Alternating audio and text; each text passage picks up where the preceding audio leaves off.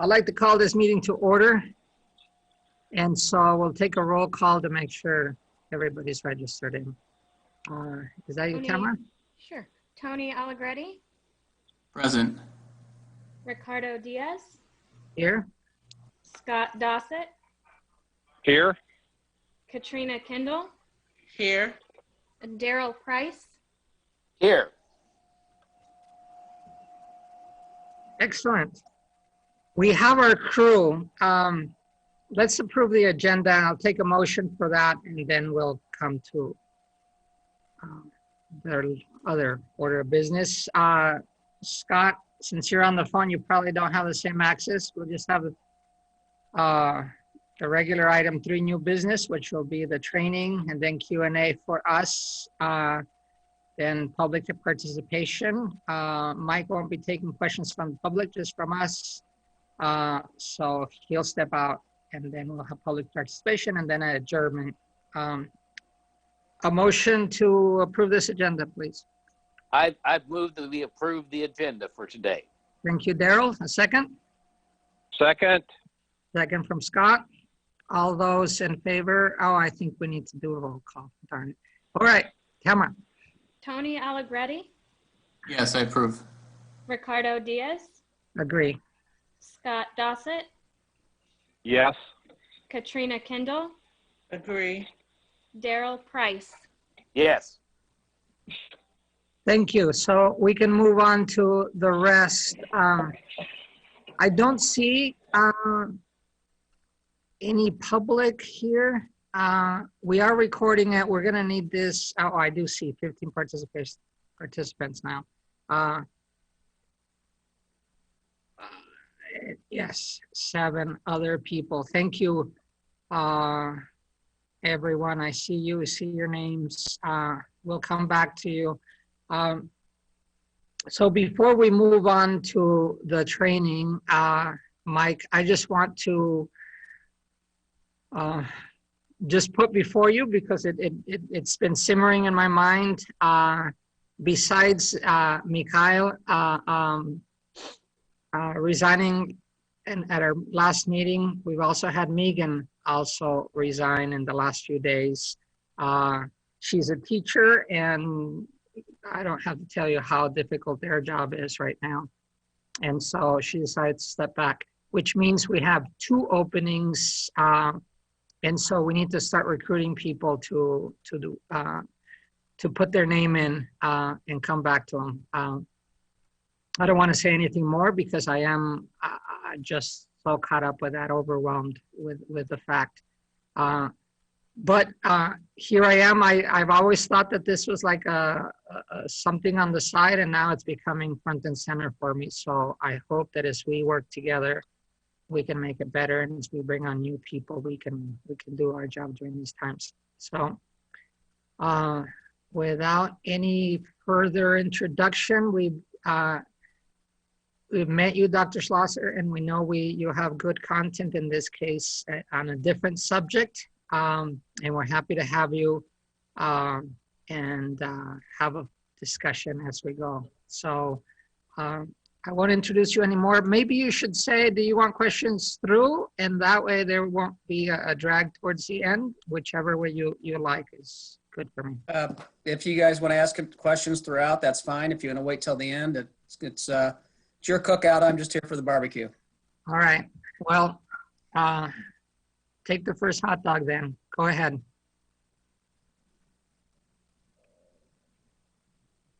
All right, let's get started. First, I want to thank you for inviting me back.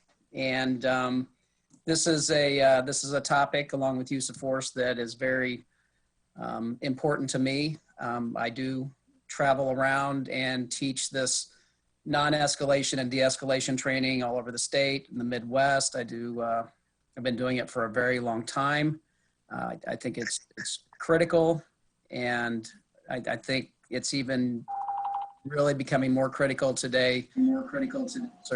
But I also have been training non-police for different groups. Like I train most of the departments on campus and just other, businesses, companies, because it can apply to everybody. So this So what I'm going to do tonight is, and of course, keep in mind, this is a kind of a shortened version of it because the recruits get 8 hours of it. And then we have 80 hours of scenario-based training and they get to practice it throughout the 14 weeks.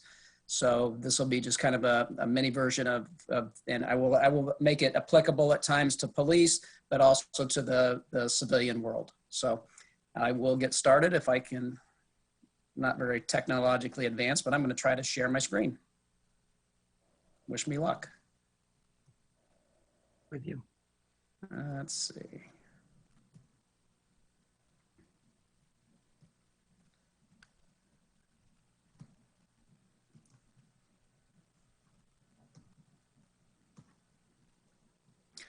All right. Can everybody see my screen?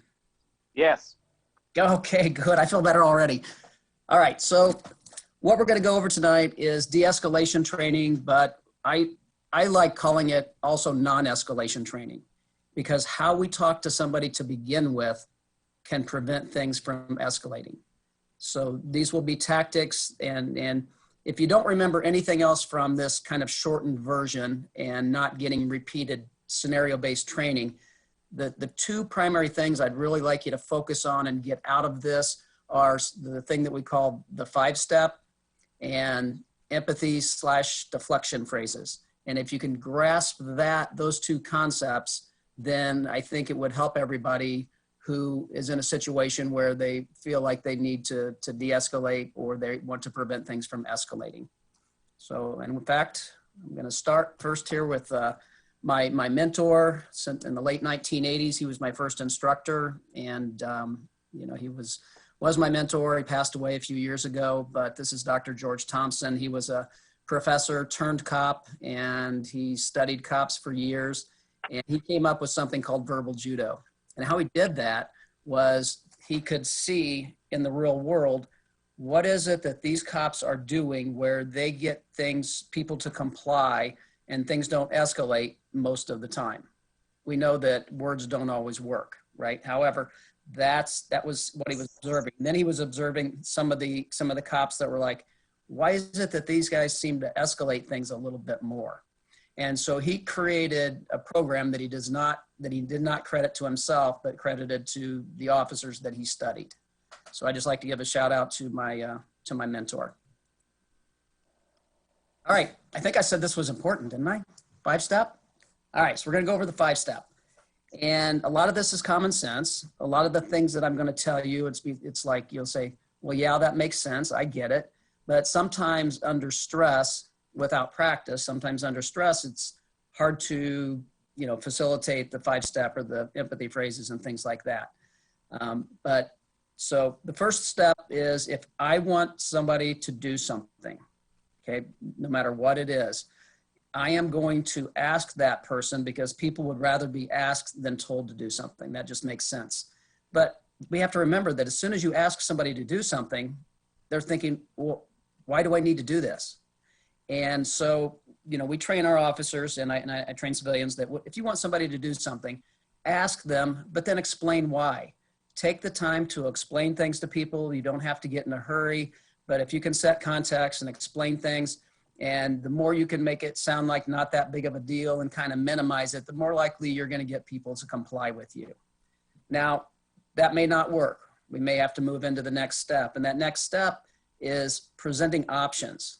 So if I want somebody to do something, I ask them and I explain it to them and they don't want to do it, well, they need to know what their options are.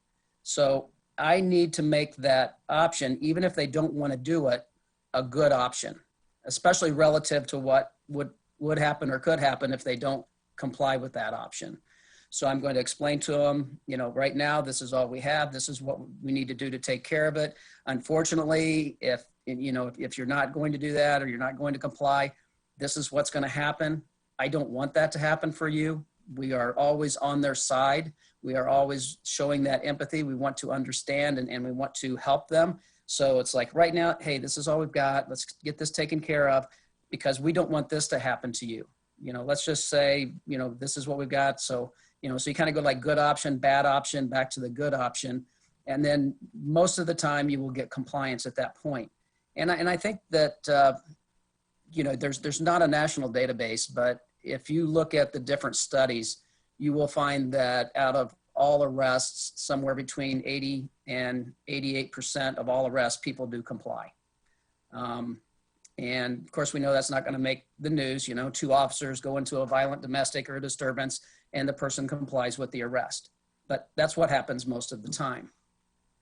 But if you're still not getting compliance, we want to give somebody a second chance. We want to maybe explain things a little bit further and explain what's going on and why we need to do it. And then have some sort of phrase like, sir or ma'am, is there anything I can say, to gain your cooperation? I'd really like to be able to help you. I'd like to think so. So then you still may not get compliance and things can escalate from there. And then it could be a situation where for a police officer, that means make an arrest, or that means call for backup, or that means disengaging. Could mean a number of things. For civilians, it might be, depending on how escalated it is or isn't, you might just get help from a coworker, call a coworker. Maybe that person will have some luck talking to the person that you're trying to get to comply with something. It may get kind of scary. It may get to the point where you think this is getting out of hand and you just need to disengage. It's okay to remove yourself from something where you think you're going to be unsafe. Worst case scenario, protect yourself. I mean, hopefully, I don't know what jobs everybody else has here, but if somebody attacks you, you have the right to protect yourself. You have the right to fight back. And, that we don't want that to happen, but that could happen. And then, it might mean that you're calling for a supervisor, you're getting security, you're calling the police. And so these are the steps that we want to take, and most people will comply within these steps. But a lot of times I've talked to different companies and different departments here on campus. And if I'm working with somebody and somebody is getting unruly almost to the point of disorderly conduct, and I need to get help, I want them to go either get security or call the police or something like that, then you usually have a code word, because I'm not going to say in front of the person who's escalating to my coworker, hey, go call the police. That's only going to escalate things more. So we would have a code word. There's several departments here at the university that the code word is, can you go get the red folder? And that means go call the police or whatever they've set up. Of course, if you work somewhere where they have a red folder and they come back with the red folder, don't use that one. That one wouldn't be good. But, I had another group that said, well, we say get the CTP folder. And can any of you figure out what that might mean? Get the CTP folder. Call the police. Who said that? I did. Daryl call the police. All right, you get an A today. There's my first A student. Nice job. Thank you. So, all right. So I gave I think a little example of this last time I talked to you guys, and it's the easiest one to use via Zoom. So I'd like to put this in a police context and use that same scenario. I think it's the same one I used last time. And because I've been teaching this all over the place to, 300 wellness support associates here lately. But so if I could get a volunteer to be my role player, and don't everybody volunteer at once. I know how that is. Everybody always says, pick me. Okay. Well, not really. But if I could get a volunteer that I made a traffic stop on, and here's your role-playing lines. Here are the lines. No matter what I say, you say no. And that's all there is to it. I can hold up cue cards if you want, but that's it. So if I could get somebody to be a person that I stopped on a vehicle stop and there's a warrant for their arrest, and we'll go through the 5-step and show how that works in a situation like that. Hey, not everybody wants. Settle down, people. I'll go first, and that way that'll get me out of the way. Katrina actually she said yes. She beat me to it. All right, who do I have? Because I don't see all the people here. Katrina? Can you hear me? Hey, there you are, Katrina. Yes, I can. Now I can see you too. All right, so you are my person I have a warrant for, okay? And okay. I made a traffic stop, and I ran you my little computer, and I found out that you failed to appear in court on a traffic ticket, and I'm sure you've never had any, but that being said, we're pretending.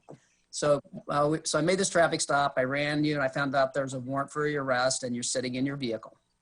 And of course, before I place you under arrest, which I'm obligated to do, I need to have you step out of the vehicle because when I place somebody under arrest, it's policy to place handcuffs on somebody. So when I come up to your vehicle and explain to you to step out of the car, I'm also going to explain why. And when I explain why, we teach our recruit officers just to be honest, just tell the truth. But I can also minimize things. I can make things sound not maybe as bad as they are. Mike, you're prepping her too much. You shouldn't know what's in your mind. She's just getting pulled over and her heart's palpitating. Okay, all right. So you just got pulled over and we'll go from there. You ready? Okay. All right, ma'am, I'm going to ask you to step out of the car, and here's why. I ran your name in the computer, and apparently that you forgot to go to court on a traffic ticket, and that happens. I know that happens. It's happened to my son before, but unfortunately what they do is they do issue, it's a minor warrant, but they do issue a warrant for your arrest. And the bond that you would have to come up with is $250, and then we can get that taken care of and get you on your way. But I know these things happen, and apparently you did forget to go to court. It happens. So would you please step out of the car? No. Good. Well, that's great acting. Nice job. All right. I guess I'll have to present you some options. All right. So, ma'am, right now, all we have it's a very minor warrant for forgetting to go to court. But unfortunately, and I don't want this for you, because I'm sure you have things you need to do tonight and we can get this done quickly if we get this taken care of. But unfortunately, if you don't step out of the vehicle, excuse me, I don't have COVID. I just got to stop smoking marijuana. I'm kidding, as far as you guys know. All right. I got Katrina laughing now. All right. So right now it's a minor warrant. We can get this taken care of. We can get you on your way. Unfortunately, if you don't step out of the vehicle and you would have to be forced out of the vehicle, which I absolutely don't want to do, you would have additional charges. That could be resisting arrest. The bond would be higher. I don't know if you'd have to stay, overnight in jail. I definitely don't want that for you. But right now, all we've got is a very minor warrant. I'd like to get it taken care of. You can even pay with your credit card or whatever, and then we can get you on your way and we can get this taken care of and get this all off your record. So, ma'am, would you please step out of the car? No. Okay. All right. I really want to help you on this, and I don't want things to get worse. So, is there anything I can say or any questions I can answer that maybe you don't understand that I can, get you to comply and step out of the vehicle? No. Okay, so now what am I going to do? I'm going to call for backup. And while my backup's en route, I'm going to keep talking to you. Maybe that second officer at the scene can somehow have a better rapport. So they might start talking to you, just like the coworker might. But if we don't get our results, then we are going to have to, forcefully make an arrest. So does that kind of put it in context for everybody of how this works and how this works in other situations too? So I kind of wanted to put it in a police context initially. So, sorry to interrupt. So what do you do when this de-escalation happened and the officers are trained to go through these 5 steps? What if I don't speak English? What if I speak a total different thing and all I know is the word no? If I've been taught that, yeah, your officers are going through these steps quickly and I have no idea what you're saying, and all I'm used to saying is no for everything. But sure. Now you've escalated it and I don't know what's going on.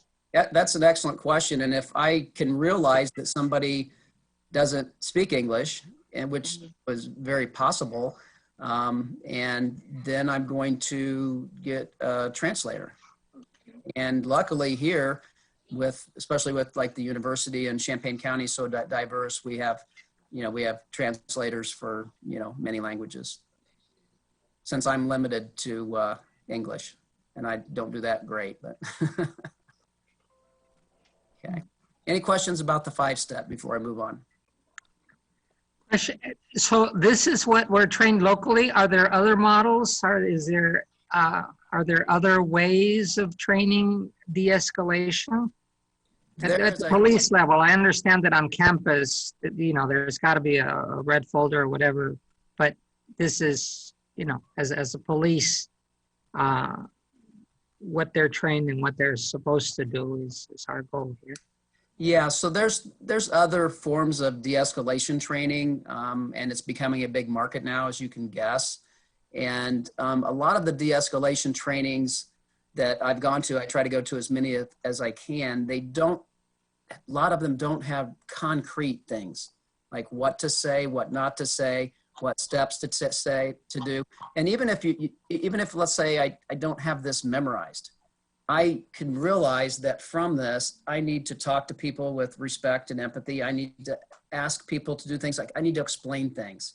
And if it's not exactly like this, but I'm taking my time to explain what's going on, and and I know the consequences for them if they don't, I'm going to explain that. So it's taking the time to explain the things that I know as a police officer, while I'm thinking all the time, I am on your side and I don't want these things to happen to you.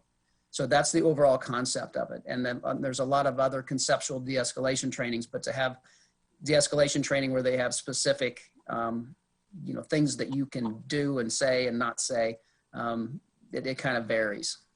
So. Are there, since we had the other training, which was use of force, you get to number 5, you mentioned another officer might get better rapport, but they go through number 5. Is that when use of force comes in? And what de-escalation actions are there before you get to forcibly removing or? Yeah, I'm going to continue to talk for a while. I'm not in a hurry, and I may be by myself and I may not have backup. And after I say something like, sir, is there anything I can say to gain your cooperation? I'd like to think so.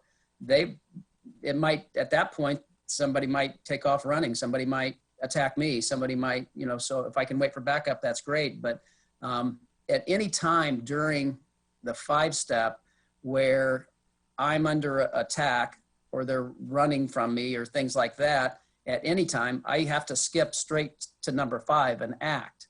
I can't, go through these steps in certain situations. If they're running from me, I'm not going to sprint after them and sprint beside them and say, sir, I'm going to ask you to stop running. And the reason is because I'm getting really tired. I have some options, I'm being a little facetious, but at the same time, we have to realize that things can evolve quickly. And there's times where you have no choice but to go to step number 5. And that's based on, your training and experience. But I can't have somebody attacking me and I can, my words then would be, sir, stop resisting, stop fighting me, stop resisting, get your hands behind your back, and things like that. So you mentioned there a few minutes ago, you have the right to fight back, but the person doesn't have the right to fight back. Because I also learned over the last couple of weeks that there is no lawful way to resist. Those were the words that really grabbed me. Well, I guess you're thinking about somebody resisting the police. Well, we just had our friend here say no. And she doesn't look like she, No, and there's tactics to remove somebody from a vehicle that aren't super violent. Okay, I guess another thing might be is to demonstrate all of our arrest and control tactics, because there's some very low end, mild things that we can do in our physical skills without simply just grabbing somebody and throwing them onto the ground. And it all. So when we see that being done, we know that that's not good training. Well, they're not following training. Well, here's the situation. If the person is resisting, depending on how much they're resisting, and I can't control them and I can't control them standing, I would probably immediately take them to the ground so that I can control them. And that kind of gets back into the use of force thing that I was talking about last week. So if I have, and it's never pretty when you're, when somebody's resisting or fighting you, and you do the best you can to get control of them. And you do not want them to get away from you. You want to get your arrest accomplished. And there's standing control tactics, there's takedowns, there's other things we have to do. But it's just, I wish it was all pretty and like it was on TV, where somebody simply does something and they take them to the ground and then they're able to get the cuffs on just like that. But it's not always easy, no matter who you're arresting, if they truly don't want to be controlled. So you have to do what you have to do to control them. So I heard that a lot in the other one too, control. I didn't pay my ticket. that's my crime. I didn't show up to court. I didn't pay my ticket. I didn't show up to court. And now I am heaved to the ground for that? Not necessarily, but once you start resisting arrest, you have just committed a different crime. Not forgetting to, take care of your ticket. Your new crime is resisting arrest. And I'd like to be able to just get control of somebody and escort them out of the vehicle. And depending on the totality of the circumstances and how much they're resisting and how much they're fighting, that determines the tactics that I need to do. So if somebody's, if I'm starting to arrest somebody and it seems like a minor offense, the offense gets greater. Once I get punched in the face, then that's a felony and that's aggravated battery. And then it is a much more serious crime. Even though the initial arrest, a warrant that I'm obligated to make the arrest, started out as just something minor, it can certainly build up to me getting punched in the face and then it's aggravated battery. And then I have to use more force so that, because I'm getting attacked. And so we have to think about it like that. It's just like, okay, this was a minor crime, but now somebody's fighting me. Now maybe there's a weapon involved. Now maybe there's, so we have to look at it. The crime can evolve. So, sorry. Go. I just want to, Katrina, let me finish this one because it's very interesting to me. There is no way to resist arrest for a person under that circumstance. I would have to look at the statute. There used to be a statute, and I don't know that now, but you cannot resist even an unlawful arrest. You need to get. That's true. That's right. You need to get that taken care of through the courts. You cannot resist an arrest, even if it's an unlawful arrest. Even if this says that there's a warrant for you and the warrant's already been taken care of and it's not out of the system yet, I'm still obligated to make that arrest. And so the person may know that they didn't commit this crime because they took care of it. So even if it's an unlawful arrest, you still can't resist. So the best thing to do is to go along with it, and then we can get back and figure things out and maybe sort things out at the station even. But, but people, I think, need to know that any resistance at that point is going to escalate and give you a new crime, even if you've taken care of it before. If you're taking care of the first two, now I resisted arrest, and now I get arrested for resisting arrest. Yeah, and I've had those situations before because Katrina might have said, no, I already took care of that. I just took care of that yesterday. And I would say, I believe that maybe you did. I believe you, Katrina, but right now it shows that you have that warrant. I'd like to work for it, but as my job, when it says there's a warrant, I have to take care of it. But we could go get this sorted out. I wanted to clarify that. Sorry, Katrina, I interrupted you. That's okay. I have two questions. Your one just came out of that. So had you had stopped me and your warrant or my warrant is still in your system, but then I produce all the papers that I got from the court when you stopped me, are you still going to arrest me? Do you still have to take me to the station? If I can determine that takes care of it, then I wouldn't. I would have to make sure that matches up with what the warrant's for and that truly is for that case.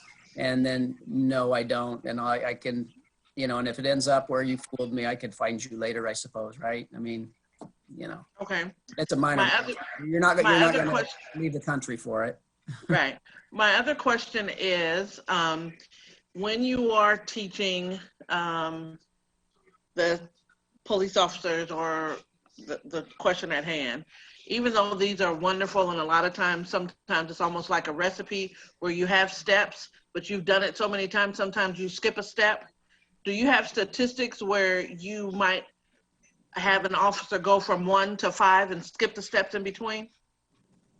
The only time they would skip the steps would be if something happens, if there's some sort of danger for the officer or there's something else comes up. But it's not necessarily even, I don't think we're going to get a lot of skipping the steps as much as we're going to get officers using this 5-step to just understand that I need to talk to people. I need to explain things to people. I need to ask people to do things.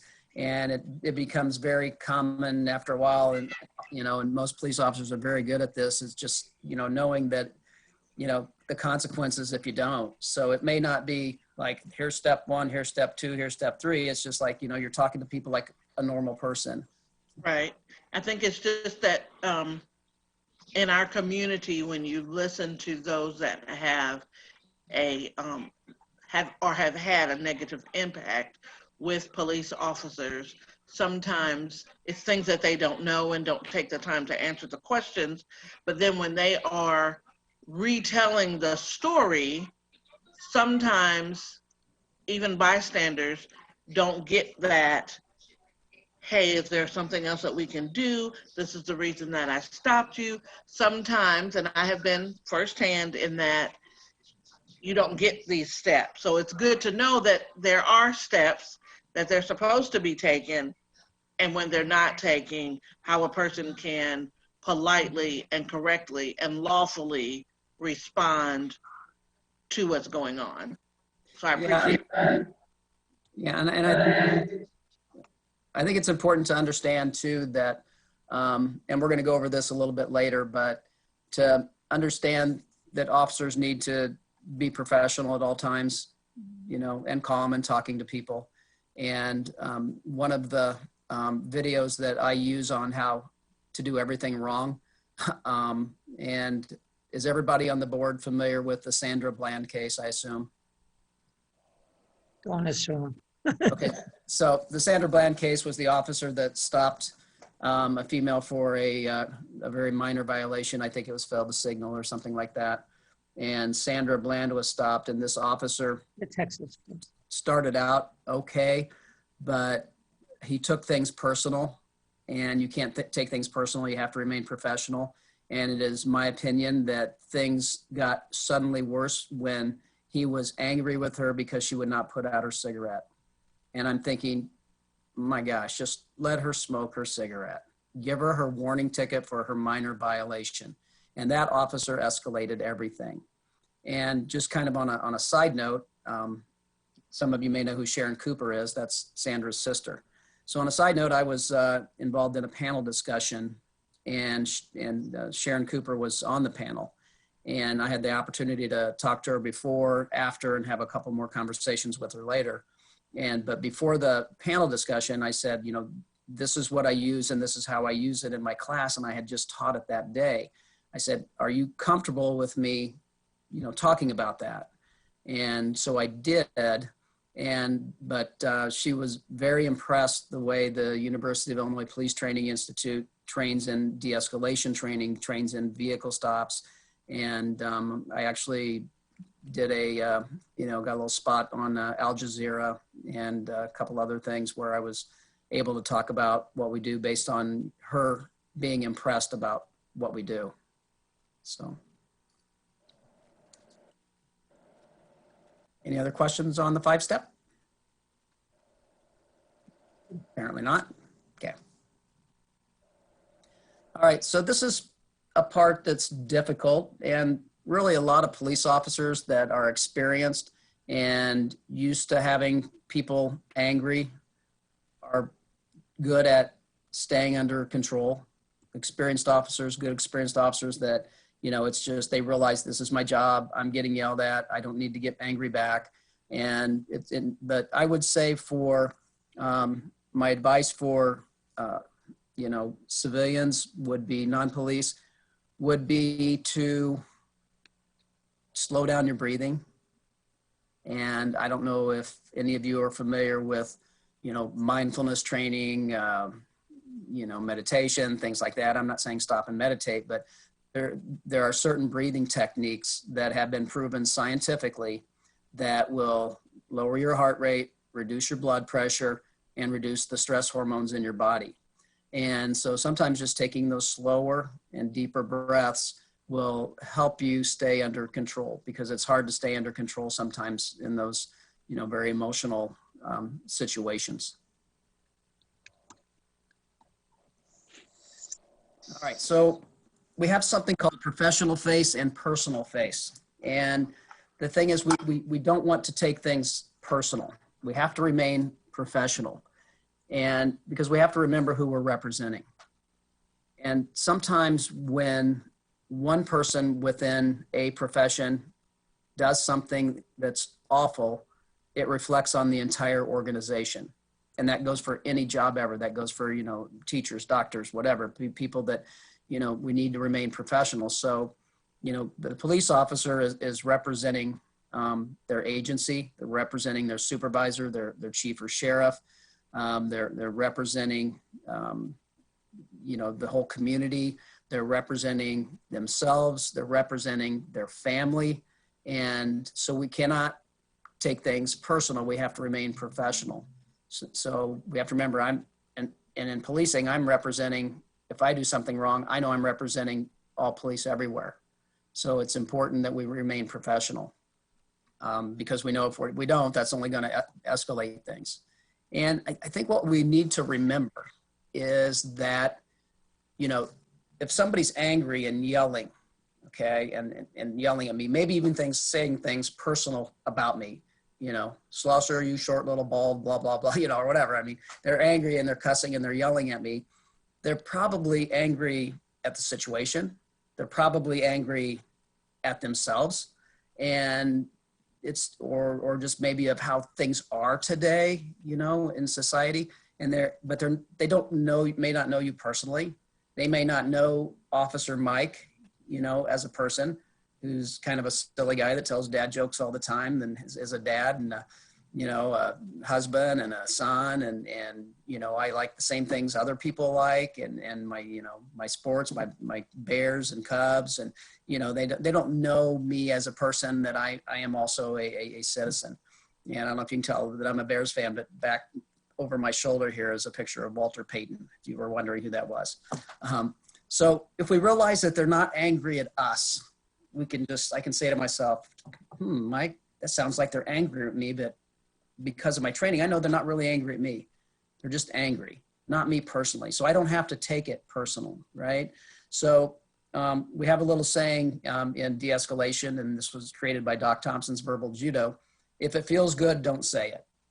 And that could be a couple of things, because sometimes under stress and when somebody's angry, because we're all human and we have emotions too, we might resort to being angry back, or we might resort to being so wise and clever and sarcastic that we say some wisecrack remark back to people instead.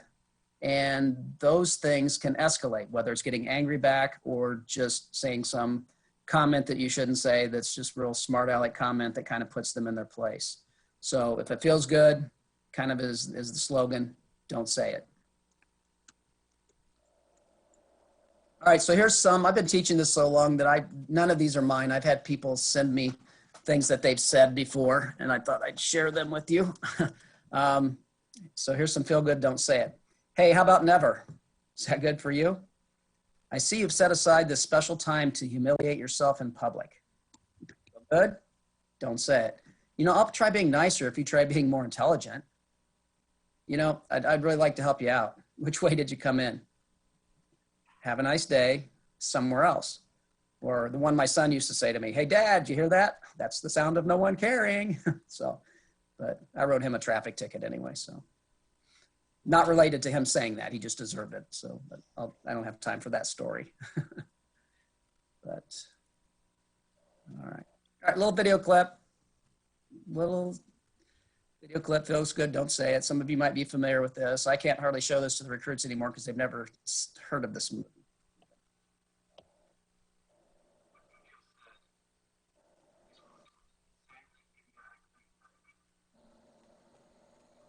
Hey, Mike, And here, we can't necessarily hear this. So what you'll need to do is, if you stop sharing your screen for a minute and then click to reshare it, and then you should see a little box there that you can optimize for video and audio. Okay, I'm not getting anything at the bottom with this up. Right, you'll need to stop your sharing. I'll go ahead and stop the sharing. Okay. And now I share again. Is that what I go to again? Share screen?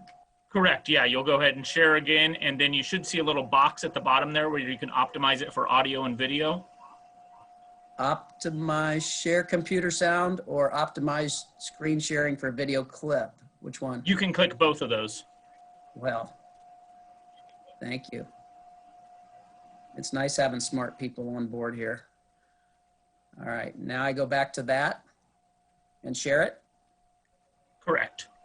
And let's go back to the beginning.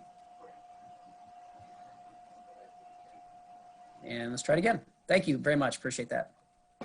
What you just said is one of the most insanely idiotic things I have ever heard. At no point in your rambling, incoherent response were you even close to anything that could be considered a rational thought. Everyone in this room is now dumber for having listened to it. I award you no points, and may God have mercy on your soul. All right. And does anybody know the movie? Anybody? Billy Madison. Who said that? I did, Tony. Tony, you get an A today, Tony. Hey, I can't see you guys again. Is there a way so I can see your faces again? Usually very top with all the little squares, or you can punch on gallery. Oh, gosh, my gosh. Okay, so I'm at the top, and I'm back to like screen share. There's more. Should I go to more? Yeah, it depends on how big your screen or. Show. How about side-by-side mode under view options at the very top? View. That should help you see little tiny people on the right. Okay, so I've got record meeting info, disable, hide names, show video panel. None of those? No. All right. The very bottom, participants. I've got a participants. Okay. There should be, when you click on it. You're clicking on the little arrow thing and all it says is invite. Yes. Yeah. So Mike, Go Yeah. ahead. I don't know if you can see where it says that City of Urbana is talking right now, kind of up by your upper right, but it's minimized right there. So if you go to where City of Urbana is talking and click one of the squares.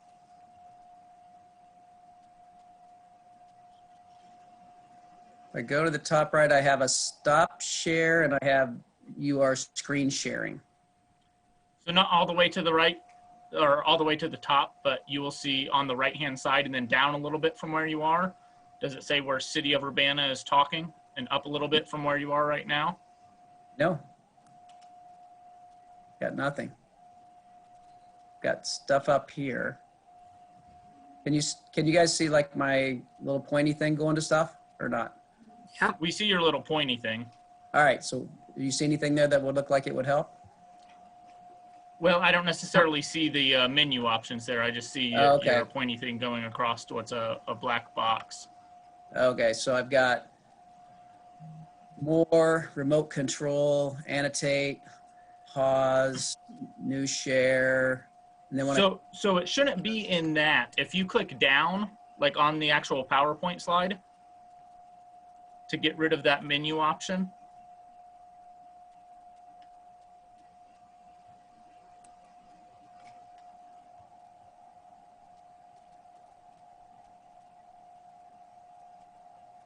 I'm not even, yeah, okay. And then up towards the upper right, you should have a little box there where it says City of Urbana talking or shows the city logo. I do not. Maybe put on full screen or exit full screen. Maybe he's just not seeing the options because of space. There you guys are. Okay. So now, are you guys seeing me now or are you seeing my screen? Only you. Only me, okay. So now I go back to, it says screen sharing has stopped. So do I click OK on that? Yeah. And then, but then you'll have to share it again to keep going on the PowerPoint, right?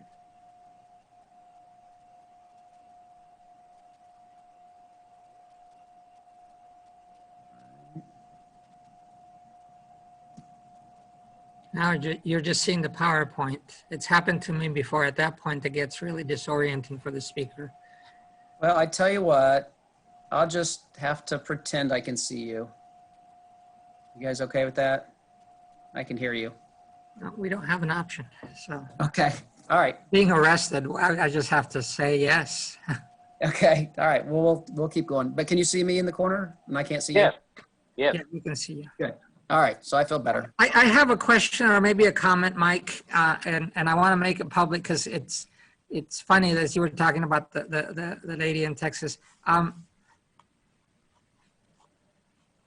You're not a current policeman, right? Correct. I'm retired.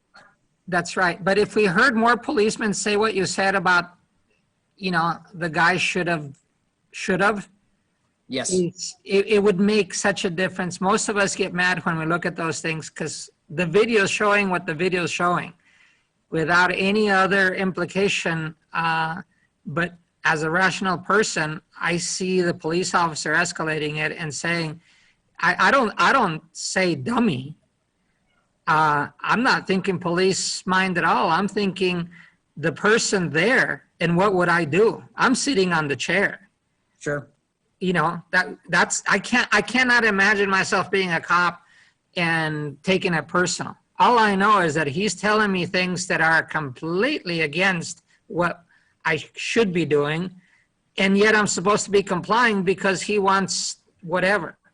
He wants to take control. That's the way it feels like. And it's, yes, indignant and then mad and then what? Defense. And so because we don't hear policemen, and I understand, you don't want to criticize each other, but when we don't hear that voice that is a lot more rational than what we're watching, I think it escalates things for everybody. And so I'm glad to hear you say it, but if in your instruction, you pervade the mentality of the person sitting, it would really help. Because right now, yeah. I cannot think of that video without getting mad. Yeah, and we use these videos not only from the police perspective, but we also say, okay, let's say you are that person. We want officers to kind of put themselves in the other person's shoes to build their empathy up. So it's when we analyze a video, it's from the police officer's point of view, it's from the civilian's point of view, it's what they're saying, it's how they're saying it, it's what are the tactics they're using. It's, and so it's like, in a way, it's like if we, have are playing football and having all the video filmed from the next day and we try to find things that we can do better. I mean, this is much more serious than trying to. It is, it's true. But the civilians don't get a training like this so they can swap places. All we hear is the guy on the video. And even if we don't hear it, we imagine those policemen saying that and telling their stories like anybody talking shop. They just have good stories to tell. Yeah. And unfortunately, that's the one we hear. Yeah. And I think that, a lot of times when there's videos, when you're not hearing what's being said, there's times where the officers said everything right and done everything right, and it still ended up ugly. And I think there's times where police officers will see things and hear things and say, yeah, that was really bad. That was really ugly. But I think that a lot of officers and people that have formed their opinions about certain things in our lives, it's easy to, we're divided as it is as a nation, but it's easy to, have this confirmation bias, right? It's very true. And yeah. Of course it works in all ways. As much as there are people that already step into the situation to see that on the video, as much as there are policemen that expect violence and they act as if there were violence, and all it was the lady saying no because she didn't understand. Right, and that's what. Fortunately, by that you can be so wired that you will only hear what you want to hear because that's the gear up that you have. Yeah, and I think too when I talk about confirmation bias, which is what I do with the recruits, especially if I'm going to start talking about implicit bias and race and racism and the intersection of police and race, we all have a tendency to have Facebook friends and seek knowledge and believe everything that aligns with our beliefs and our attitudes. And we have a tendency, even if this other is correct, to discard it or not remember it or see it differently. And so, and this is just the way our mind works. It doesn't, we just have to try to step back and not have this, try to work on our consciousness and look at things more objectively. And some of the best things that you can do for that is, if you're a Fox person, watch CNN also, watch MSNBC. And I know it's like blogs and all that podcast stuff now, but I'm too old to even know how to do all that stuff, to try to listen to other perspectives. It's like when we have our class on policing in a multiracial society and we have a panel come in, a diverse panel, and to hear, in critical race theory, we call that counter storytelling. And so we need to hear other people's perspectives, other people's point of views, and try to, open our, try to be more objective about, as we're learning information. And when it comes to like biases and implicit bias and we all have biases based on, age and gender and race and occupation and how somebody speaks or how they dress. Because we've had a way of organizing things in our mind a certain way based on every single life experience that we've had. And I always say the best way to reduce your biases is to develop true friendships and true relationships with people that are different than you. So, I mean, that's a whole nother little thing that goes on here at PTI. This isn't necessarily the, the de-escalation part, but I just thought I'd throw that in because I think I agree. I think that's important. But two people can watch the same thing and see something completely different based on their identity and their beliefs. So, make sense? I guess so. Any other comments before I go on? All right, I'm going on. All right, so we also have what we call in our non and de-escalation training, we also have what we call tactical respect and tactical empathy. And what I would truly like is for, if possible, I would like, officers in every or most situations to have true empathy to treat people with respect. So, if we can, if we can get to know our community and get to know members of our community, make more non-enforcement contacts and let people get to know me as Mike and let me get to know them as a person, that's helpful. And if we start to understand that everybody we arrest is not necessarily a bad person, we're getting called when times are bad. We have to understand that, people have issues. They have, alcohol issues, maybe other substance abuse issues. They have financial problems. They have relationship problems, and these problems build up. And then we get called there when things are at their worst. And that person might not be an awful person. They just have experienced things in their life that maybe the officer hasn't. But so the overall goal is to realize that, okay, not everybody we arrest is a bad person. It's that bad time. And if we can have some empathy and understanding and respect, for that. But that being said, if that's not the case, then we just make it a tactic. So if the officer's not feeling it, I'm not feeling empathy for this person, the way they're treating me and yelling at me and spitting on me and all of that, I'm not feeling that empathy, then we simply still have to treat them with respect. So it's tactical respect, tactical empathy to reach our goals of compliance and collaboration. So if we think of it as a tactic and we at least use that, knowing that things are more likely to de-escalate, then we need to show that. And how we do that also is going through the different things we're teaching in de-escalation and making sure that, that tone of voice and how we're treating people and talking to people and understanding. And then there's also times where police officers are arresting somebody and, I've arrested people before that, and they're in front of their friends and they're cussing and they're yelling at me, Schlosser, you short little bald MF, and if you didn't have a gun and a badge, I'd kick, blah, blah, blah, while they're turning around and putting their hands behind their back. See, that's a cooperative person. So I would simply put my cuffs on. Yeah, I'm glad you didn't fight. You probably can. And then I've gotten that person into my vehicle before and they've said, yeah, Officer Mike, I was just saying that because my friends were there. Are we still cool? Yeah, we're still cool. So if you're accomplishing your goals, then, it's allowing that person to save face in front of their friends. I know I'm going to get arrested. I'm going to comply. but I have to show that I'm tough and I have to say these things. And if we understand that they're just saving face and they're not really angry at us, that's also very helpful. Now I'm not getting my thing to advance. Isn't that nice? I love technology.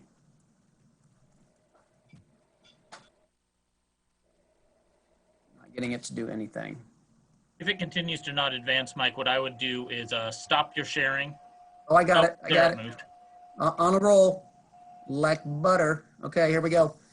All right, so here's the other trick, and this goes for everybody, okay? Civilians, cops, and everybody. And it's important to be a good active listener. And the truth is, people are not good at being an active listener. Most people are waiting to talk.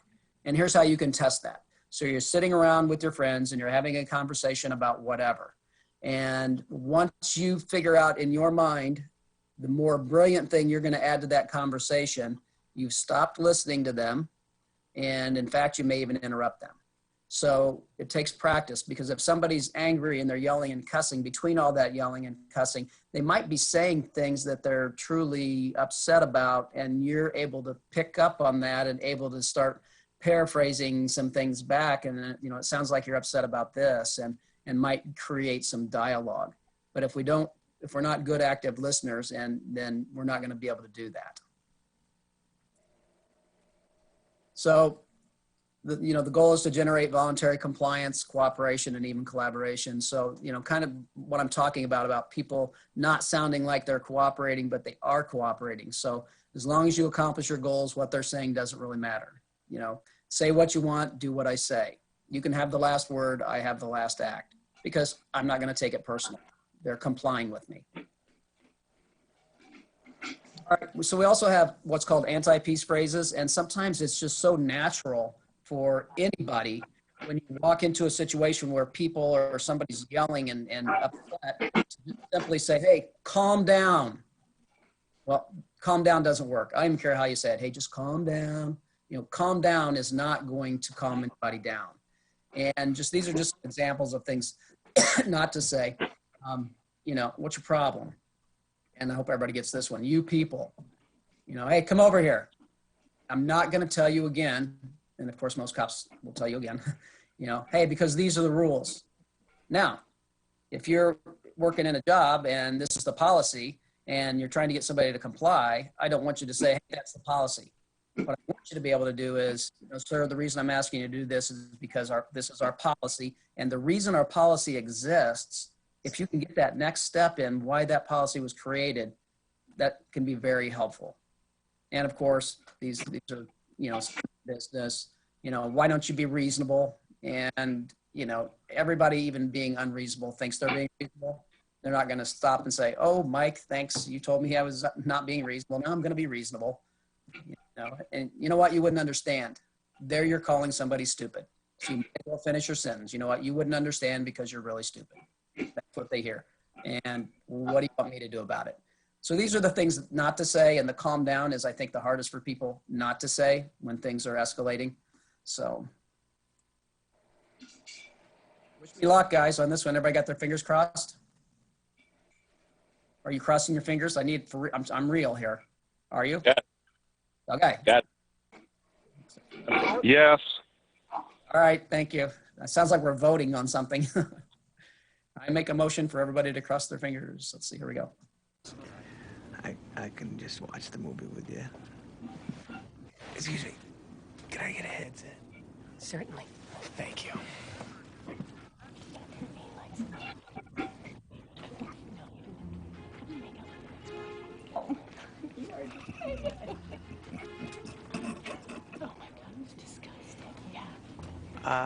Miss? I'll be right there, sir. Where's your headset? She's busy right now, but it's coming. For crying out loud, you're missing important plot points. Ma'am? Could you give me a second, sir?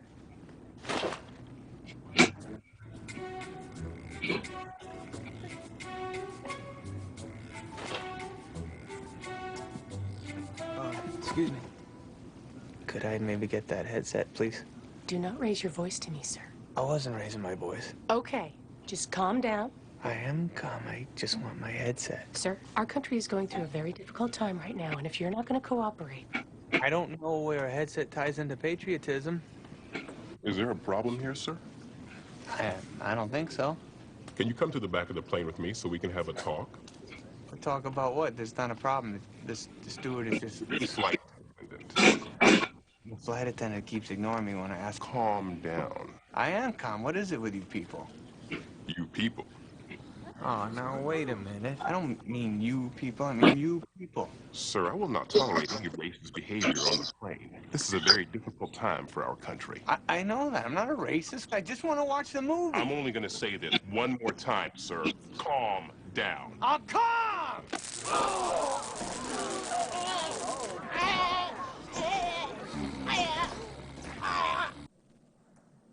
All right. And the movie was? Anybody?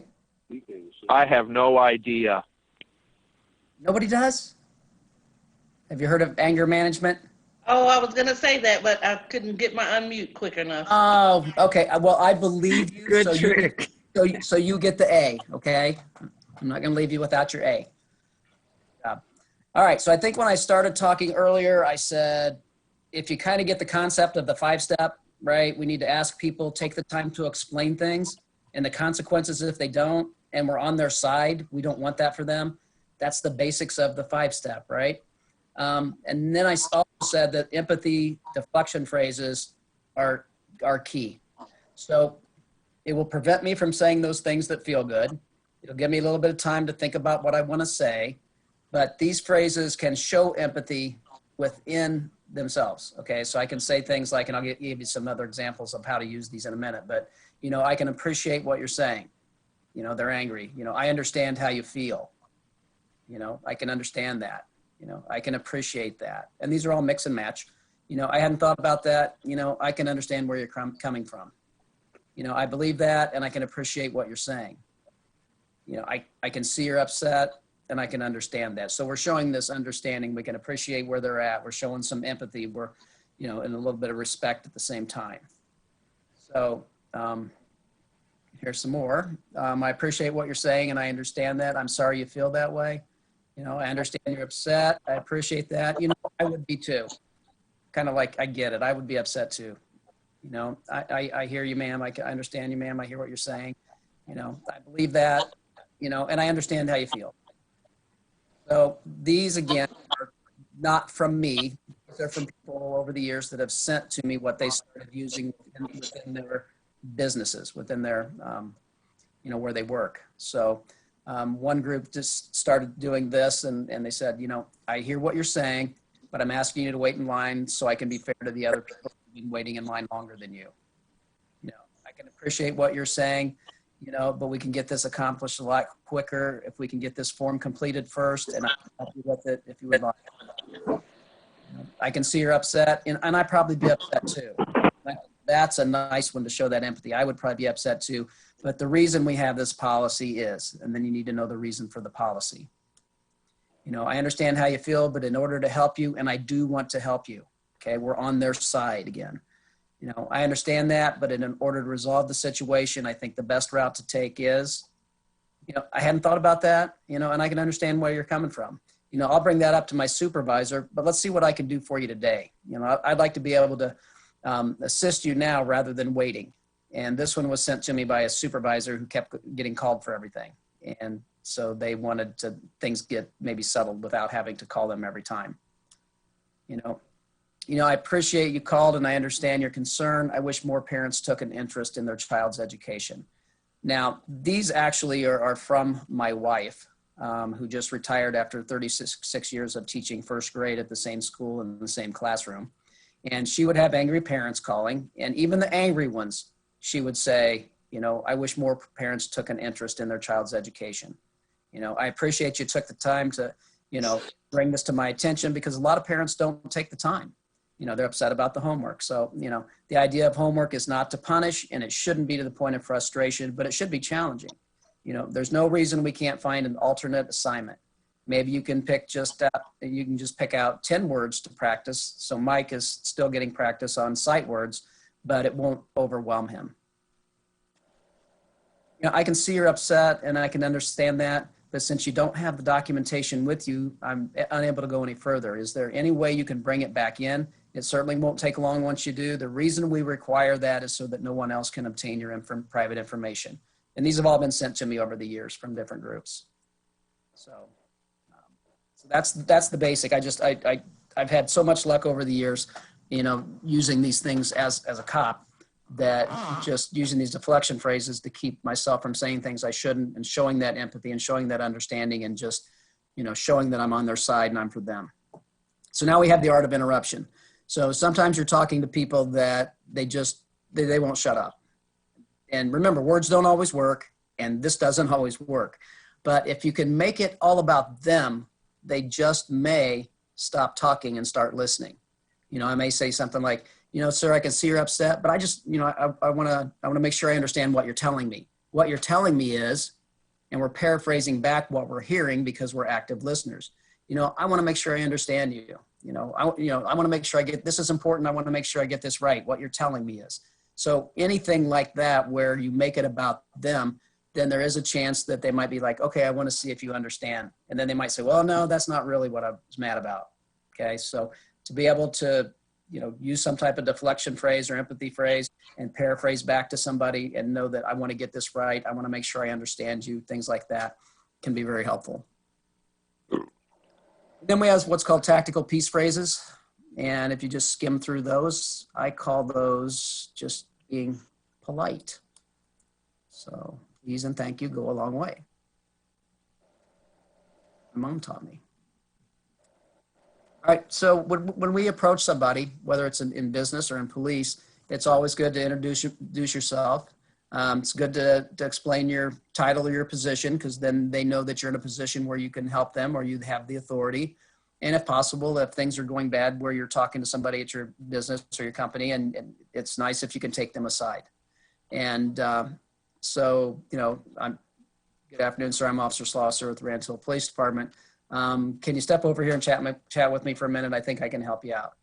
But there's also times where a second person comes up and they seem to, for whatever reason, kind of more able to develop some sort of rapport. So that's why that other person or the other officer coming up sometimes can make a difference, because they may have just for some reason be able to develop a better rapport. And of course, we need to know when it's time to act. So if you're working at whatever job you have and things get really ugly and you feel like, you know, these things it's already to the point where these things aren't going to work, then, you know, just go ahead and act, which means maybe getting the heck out of there, maybe getting the red folder or whatever. But, you know, we know that things can get bad at any time. So Doc Thompson, my mentor, who actually learned and taught a lot about different cultures and people with different backgrounds. And we understand cultural competency is important, but, you know, but especially here on campus, it would be difficult to understand everybody's background, everybody's culture, everybody's upbringing, and learn about all of the different people from all over the place in the world, right? So Doc Thompson said, you know what, instead of focusing on how people are different, we should focus on how people are the same. And his 5 universal truths are: all people want to be treated with dignity and respect. All people want to be asked rather than being told to do something. All people want to be told why they're being asked to do something. All people want to be given options, not threats. And all people want a second chance, and many deserve a second chance. And you can kind of see how those align with the 5-step. And if it feels good, you guys know the rest? Somebody? Feels good? We say it? Don't say it. Say Very it. good. Very good. All right.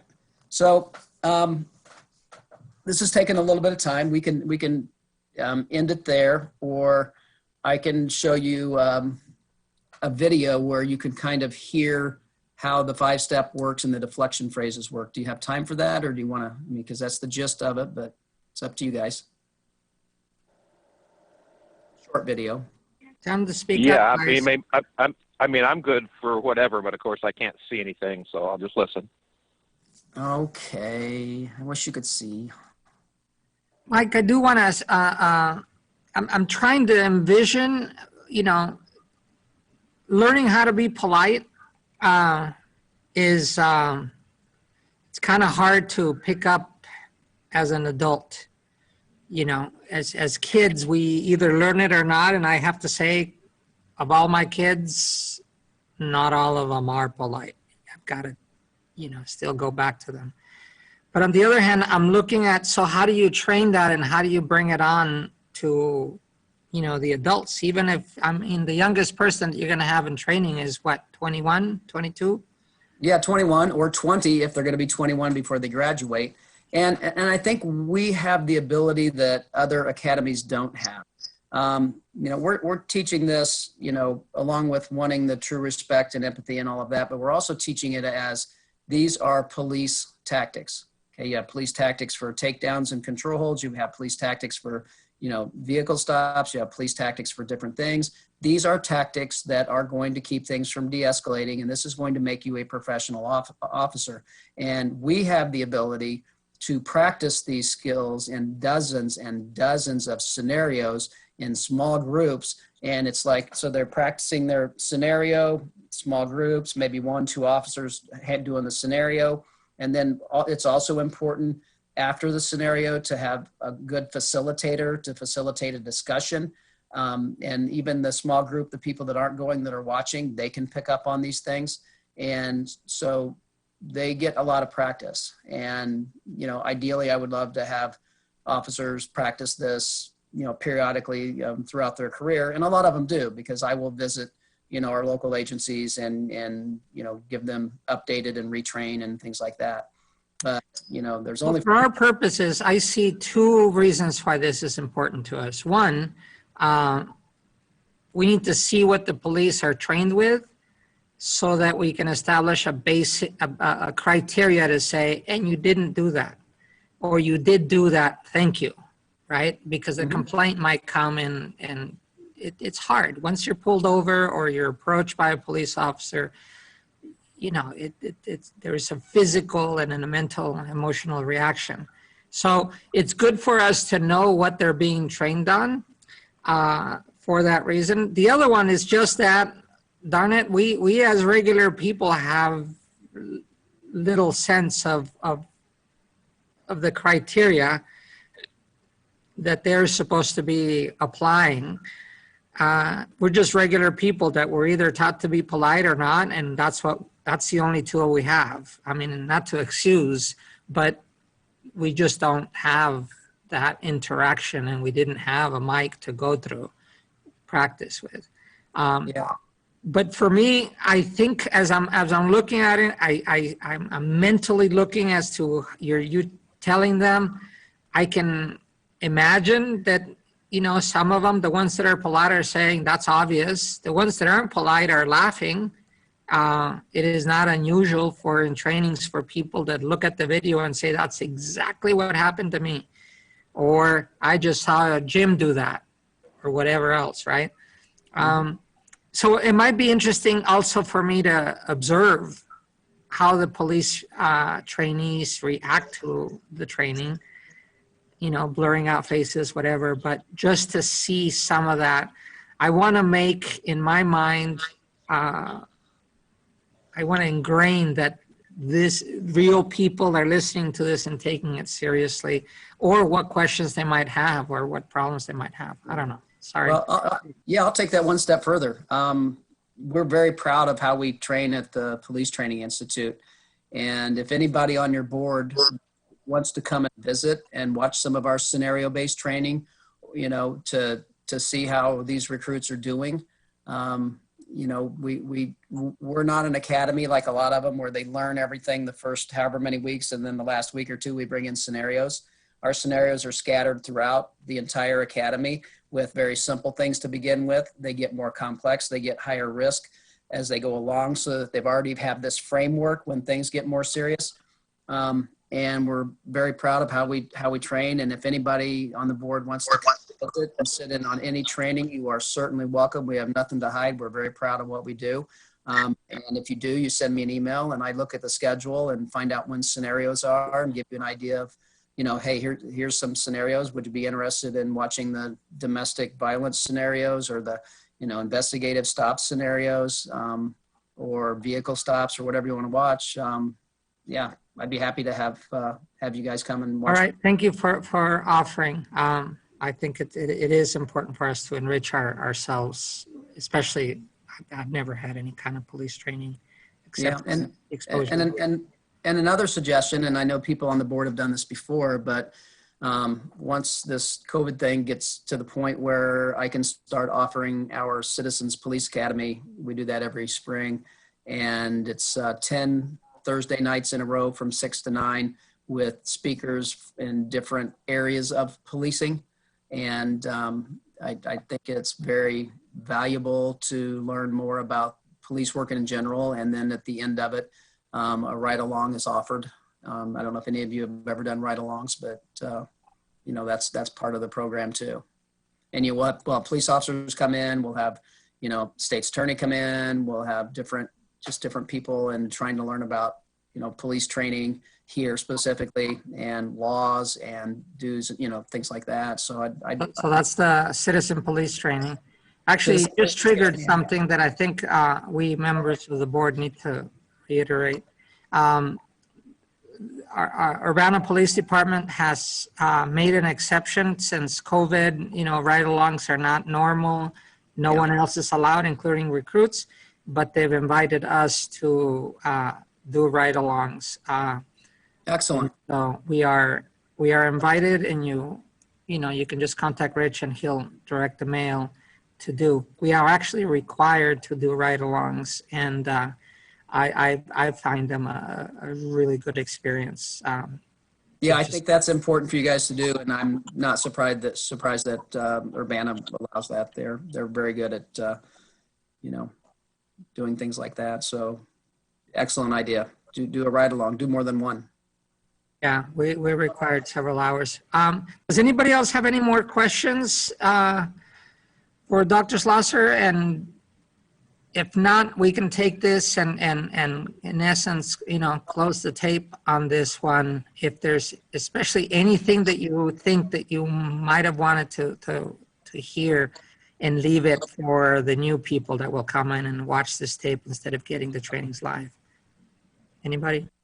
This is Katrina again, sorry. In your de-escalation training with all of your scenarios, how much of those scenarios deal with mental health? Well, I think we're the only academy that's done this, but I think it was about 3 or 4 years ago, I brought in an entire 4-hour block of scenarios on interacting with people with various mental health issues and in crisis. And the thing is, I think also it's important what we do that might be different than some of the other academies is all of our role players are trained in how to be a role player, on how to, you know, they're all trained in de-escalation training. They're trained in, you know, some of the mental health stuff so that they actually know their role and they know how to respond accordingly to the officers and how they're doing. And some officers, you know, early on might come in on a domestic and just say, hey, calm down. And then they raise it up a little bit, but then things get kind of ugly, but then they realize we're learning. And then the officers start figuring out, oh, I need to use these skills, and they start bringing it back down for them. But, and the ages of the people that you use for your role play, do you use teenagers in your role play or elderly in your role play or non-English speaking people in your role play, or do you use the same type all the time, an adult male or an adult? No, the age and yeah, it varies. It varies a lot. I mean, yeah, our oldest might be, well, I don't want to say how old because he might be listening and I might guess too old, but yeah, that varies.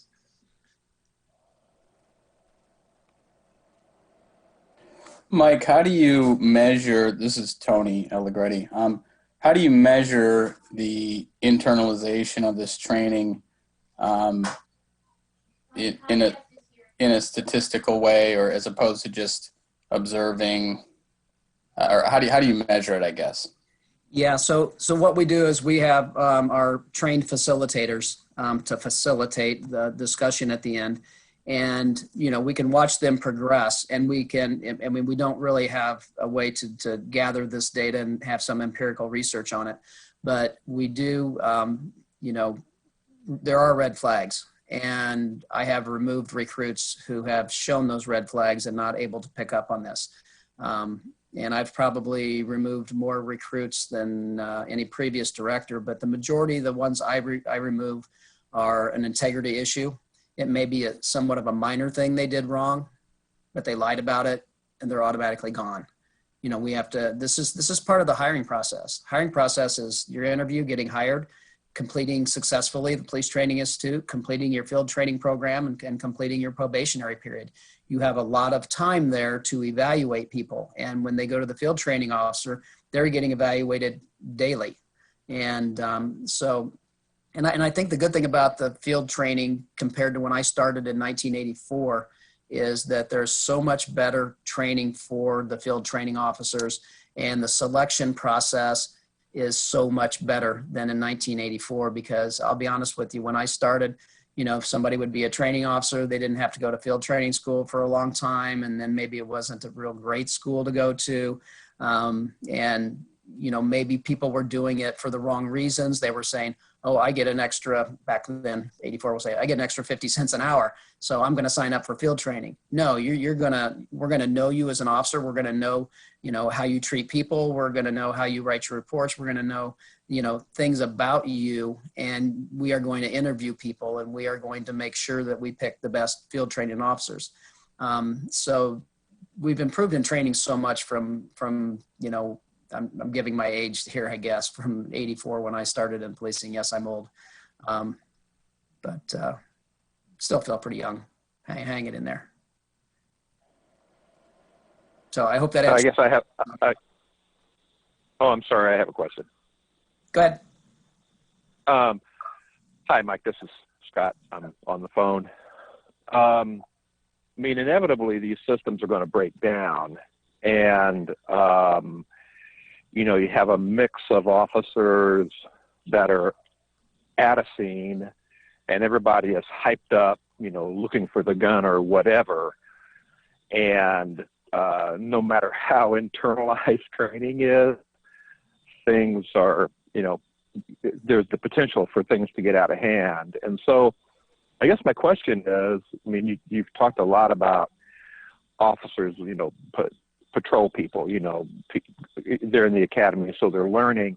Are there any specific trainings that you or other people offer, which would be more on like a patrol commander or like a sergeant level? You know, when you inevitably have these breakdowns, hopefully there's going to be somebody who can kind of pick up from where you are and move forward, and maybe come in with a more effective kind of de-escalation strategy, sort of like a second tier. Are there scenarios that you develop that are specifically about that? You know, an area I'm interested in recently especially is, you know, whether people who are trained in social work or psychology can be brought in to kind of insert themselves in these at that point. And of course, there's a lot about command structure there. So I guess the simple question is, do you do this for shift commanders as well as for new officers? Good question. The majority of the training that command officers are going to get are going to be specialized schools that they're sent to. A lot of them might go to the FBI Academy for so long, or training at Northwestern Institute or whatever it's called up north. And also there's continued training through our mobile team units around the state for veteran officers, and there's special schools for, you know, for different levels of, you know, whether it's sergeant, lieutenant, captain, whatever. So we do not do that specifically. Okay, so the need for something like is recognized and available. So then it becomes up to individual departments to facilitate that further training for, like command staff. Yeah, chiefs and sheriffs have additional training that's mandated, just like everybody else does below them, and their training is more specialized in the leadership aspect. Something I want to there's also something called crisis intervention training, and that's a week-long class, and that's a little more intense, a little more in depth, which involves a lot of de-escalation and involving people in crisis. My dream would be to have every single officer, after they leave the PTI, for us to have trained them in crisis intervention training. I couldn't convince the Illinois Law Enforcement Training and Standards Board of that, but we do give them some of that. We picked some of that up, and we do train them in some of that. And also, it's whenever there's a major incident, people are always brought in, and I know they do this for local agencies anyway, and the situation is debriefed. What could we have done better? What went wrong here? And so even let's say like somebody was saying earlier, so what if I have that officer that's just being a jerk and it's constant? Is it, are they going through something themselves in their lives? We need to know that. But I also have had since we're here, right where, Champaign, Urbana, Champaign County, I've had chiefs and, the sheriff actually send one of their officers back to PTI to go through some of the training with recruits for retraining. And so being here, right here with, in Champaign County, I'm able to say, hey, you know what, I'm going to be teaching de-escalation training tomorrow, or I'm having these scenarios tomorrow, and we can get them in these classes. So, and I don't charge anybody for that. They just come and they go through the class because, we want part of discipline is training. Right. But if that training, you continue to train and it's not working, then the discipline becomes more serious. And then officers can actually lose their job if they can't, get their act together. You take returns, basically. Yeah, we'll take them just for specific things, whatever they think they need work on. It's common for us to do. So question triggered by the mention of the state. Have you been affected by cuts, by training monies? Or is that the department gets cut and then they can't afford you? Or how does that happen? So if departments, so it used to be, well, let me just tell you how it is. I won't tell you how it used to be. So it's up to the agencies which academy they send officers to out of the 7 academies. We're pretty popular. We have 84 on our waiting list for the next class. So they choose which academy, and then we bill out the academy. We bill the agencies for the tuition for that 14 weeks, and that's our revenue. The training board needs funds for all these extra trainings and the mobile team units, and their funding has been cut significantly. And it's like, we want to do more training, better training. We want to at least hit our state mandates, but when the Illinois Law Enforcement Training and Standards Board doesn't have the funds, that's a problem. And if an agency doesn't have the funds to send their officers to certain training, even if it's free training, they're still having to pay somebody overtime probably. And most departments, and here's where we go with defunding. Most departments are underfunded and most are understaffed in the state. There's some that are doing really good shape, but probably more than not are not in good shape. And it's like, so if they're working minimum staffing, how can I convince them to have all of those non-enforcement contacts? I was training a group the other day and I was telling about a study that I read. And so in this study, it was a pretty good sample size. So they had like 2,000 in the study. So police officers in one neighborhood went and knocked on doors, 1,000 doors, or more. And they just knocked on the door and they said, hey, I'm Officer Schlosser today. I'm just checking in. Is there everything okay in your neighborhood? Is there anything you want to talk about? And blah, blah, blah. Just like these little 15-minute conversations. Then they had, it was similar demographics in neighborhoods and things like that. And then they had the other 1,000 where they did not do that. And they did like 3 different pre and post surveys. And where the ones that knocked on the door and just had those little conversations and got to know people, the trust and legitimacy from those was significantly different than the others.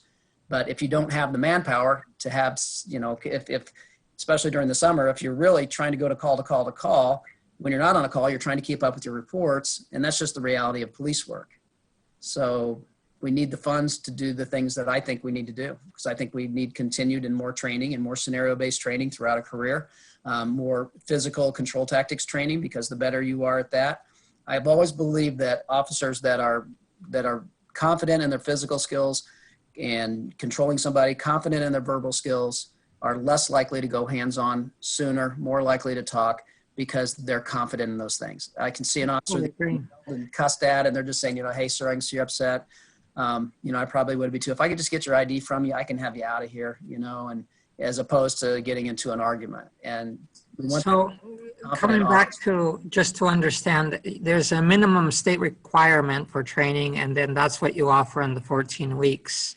Well, we go beyond that by a lot. Yeah, plus or minus plus other things that you do.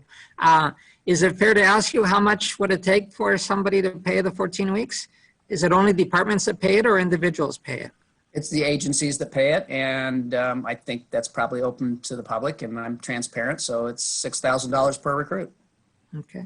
Well, $6,000 and like $14 or something like that. So that is kind of our primary source of revenue, because we are a self-supporting unit. And years ago, we were getting about $900,000 a year from the university, and that's when they did a Stewarding of Excellence report and said, hey, you guys need to be self-supporting. You guys need to be involved in research. You guys need to be involved in public engagement and outreach. And if you can do that, you can stay open. So we cut full-time people, a lot of them. I hate to do that. I'm involved in numerous research projects with different people on campus. And my public outreach is anybody that asks me to go speak about something, I go speak about something. I'll share with them. I'll train people. Yeah, I mean, customers too. Okay. Yeah. Any other questions as a group? Scotty, you're the only one that has the mic open constantly, but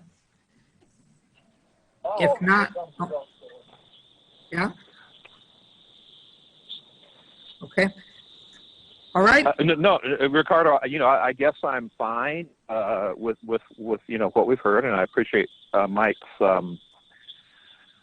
discussion and everyone's participation. I still think there's an interesting seam here that we can work and continue to talk about what to do when the de-escalation techniques and or command structure kind of breaks down. And so, that's a long continuing discussion. So thanks, Mike. I agree. All right. Thanks for having me. And I didn't even miss my Cubs game tonight because they already played today and they lost. So I'm glad I missed that. All right. Well, any Cardinals? We're good then. Thank you very much for the training. We have a little bit more to do, everyone, but we should just be together, stay together and keep talking. But go ahead, Mike. Thank you very much. Thank you all again. And I'm always available for whatever you want to talk about. Good, bad, comfortable stuff, uncomfortable stuff. I do it all. All right. All right. Bye-bye. Sounds good. Thank you. Take care. Bye-bye. Good. Is there any discussion amongst the group outside of Mike now before we go on to public comment?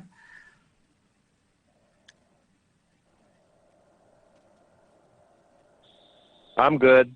All right. So I agree with you, Scott, that we should go.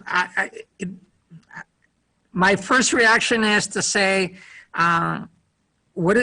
do officers get trained with the videos that we see of the really gross situations?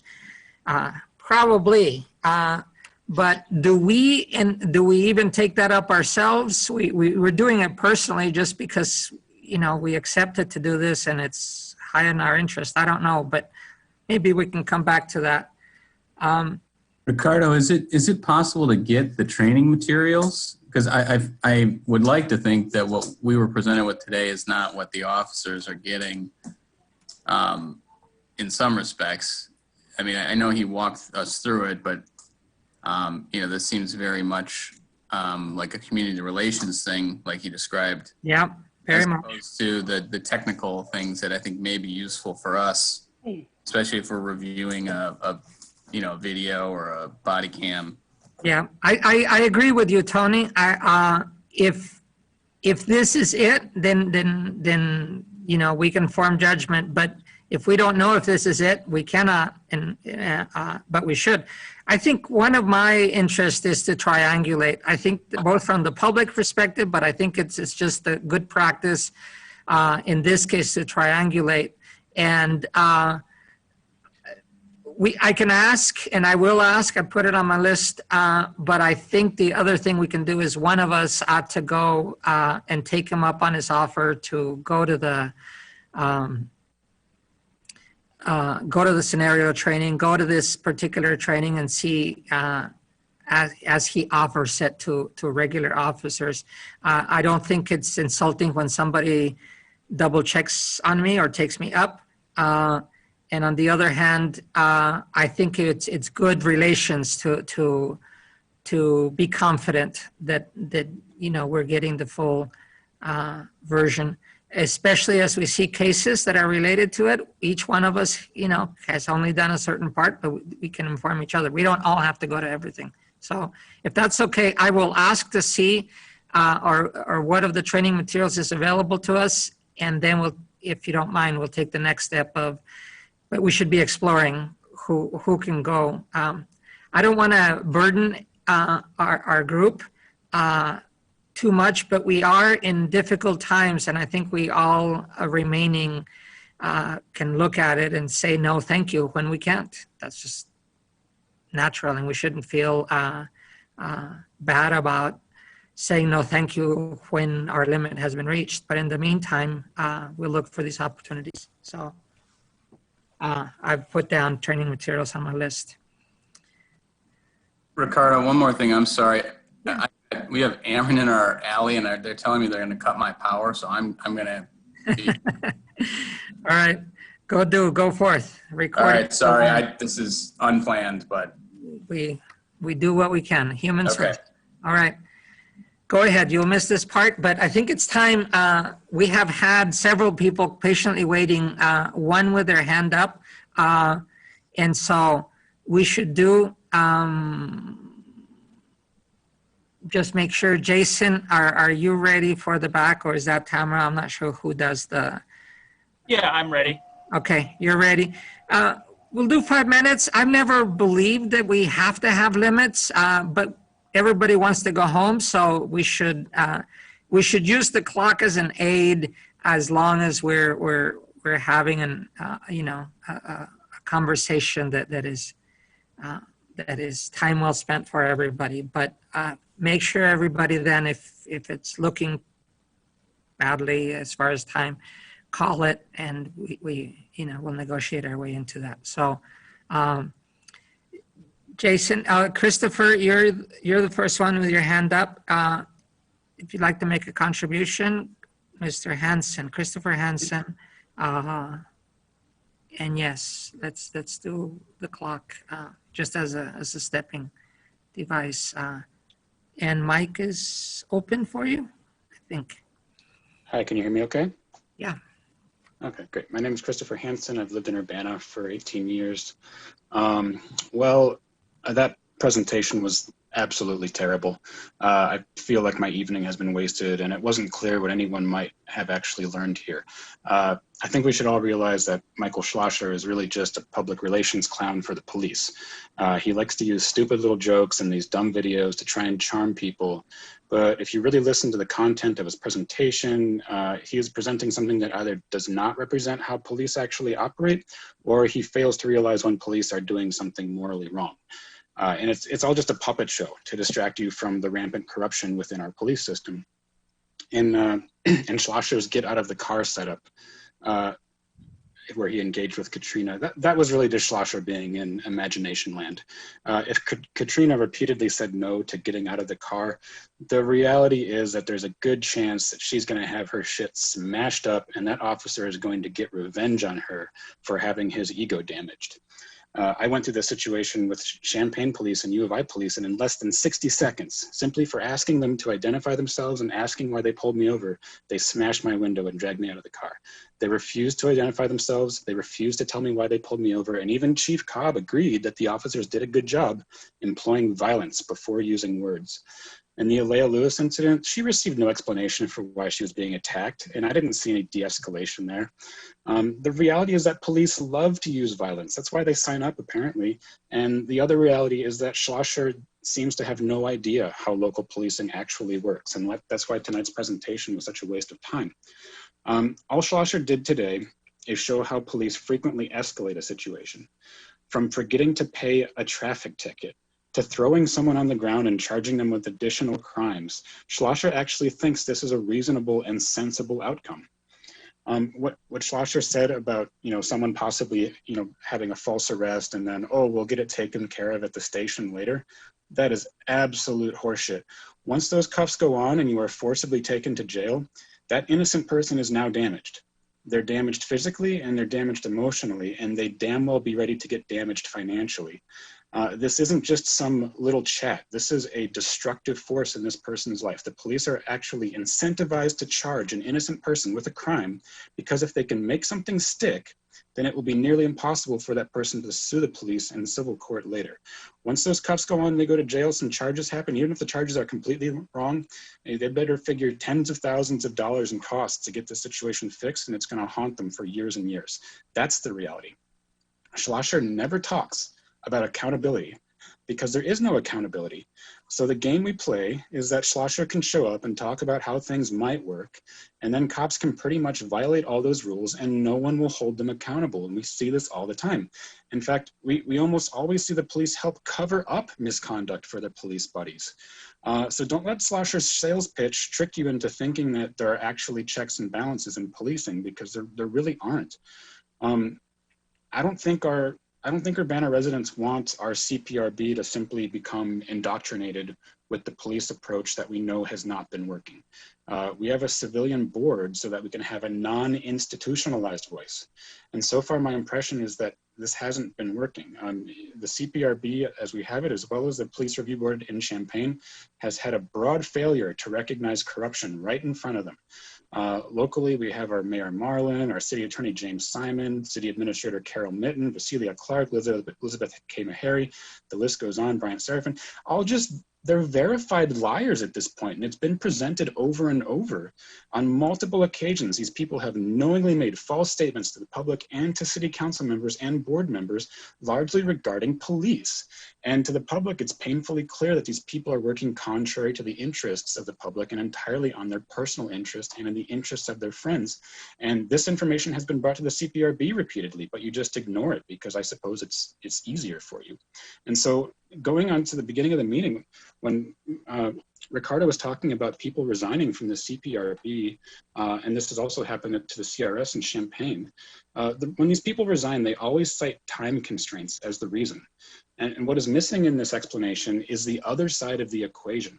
It isn't worth the time because there's almost no chance of any good coming out of serving on a police review board because your hands are tied in every way. And if Mikhail thought his presence on the CPRB would really make a meaningful difference, I'm sure he would have stayed. And as an expression of this, I want to remind you guys that the CPRB does not even have full access to Urbana police use of force policies. You guys aren't even allowed to see the use of force policies. Have you considered how absurd that is? How are you supposed to do your job? How are you supposed to recommend changes? I think presentations like this are a huge waste of time. Let's actually get something meaningful done. The CPRB can set up a list of demands for change to the CPRB ordinance and to policies and present those to the city council at any time. Are you guys brave enough to do that, or are you going to continue to sit back like you have for the past 13 years and let the established interest groups just feed you garbage? Thank you, Chris. Thank you for your contribution, your opinion. We have taken today's time as training. We'll take your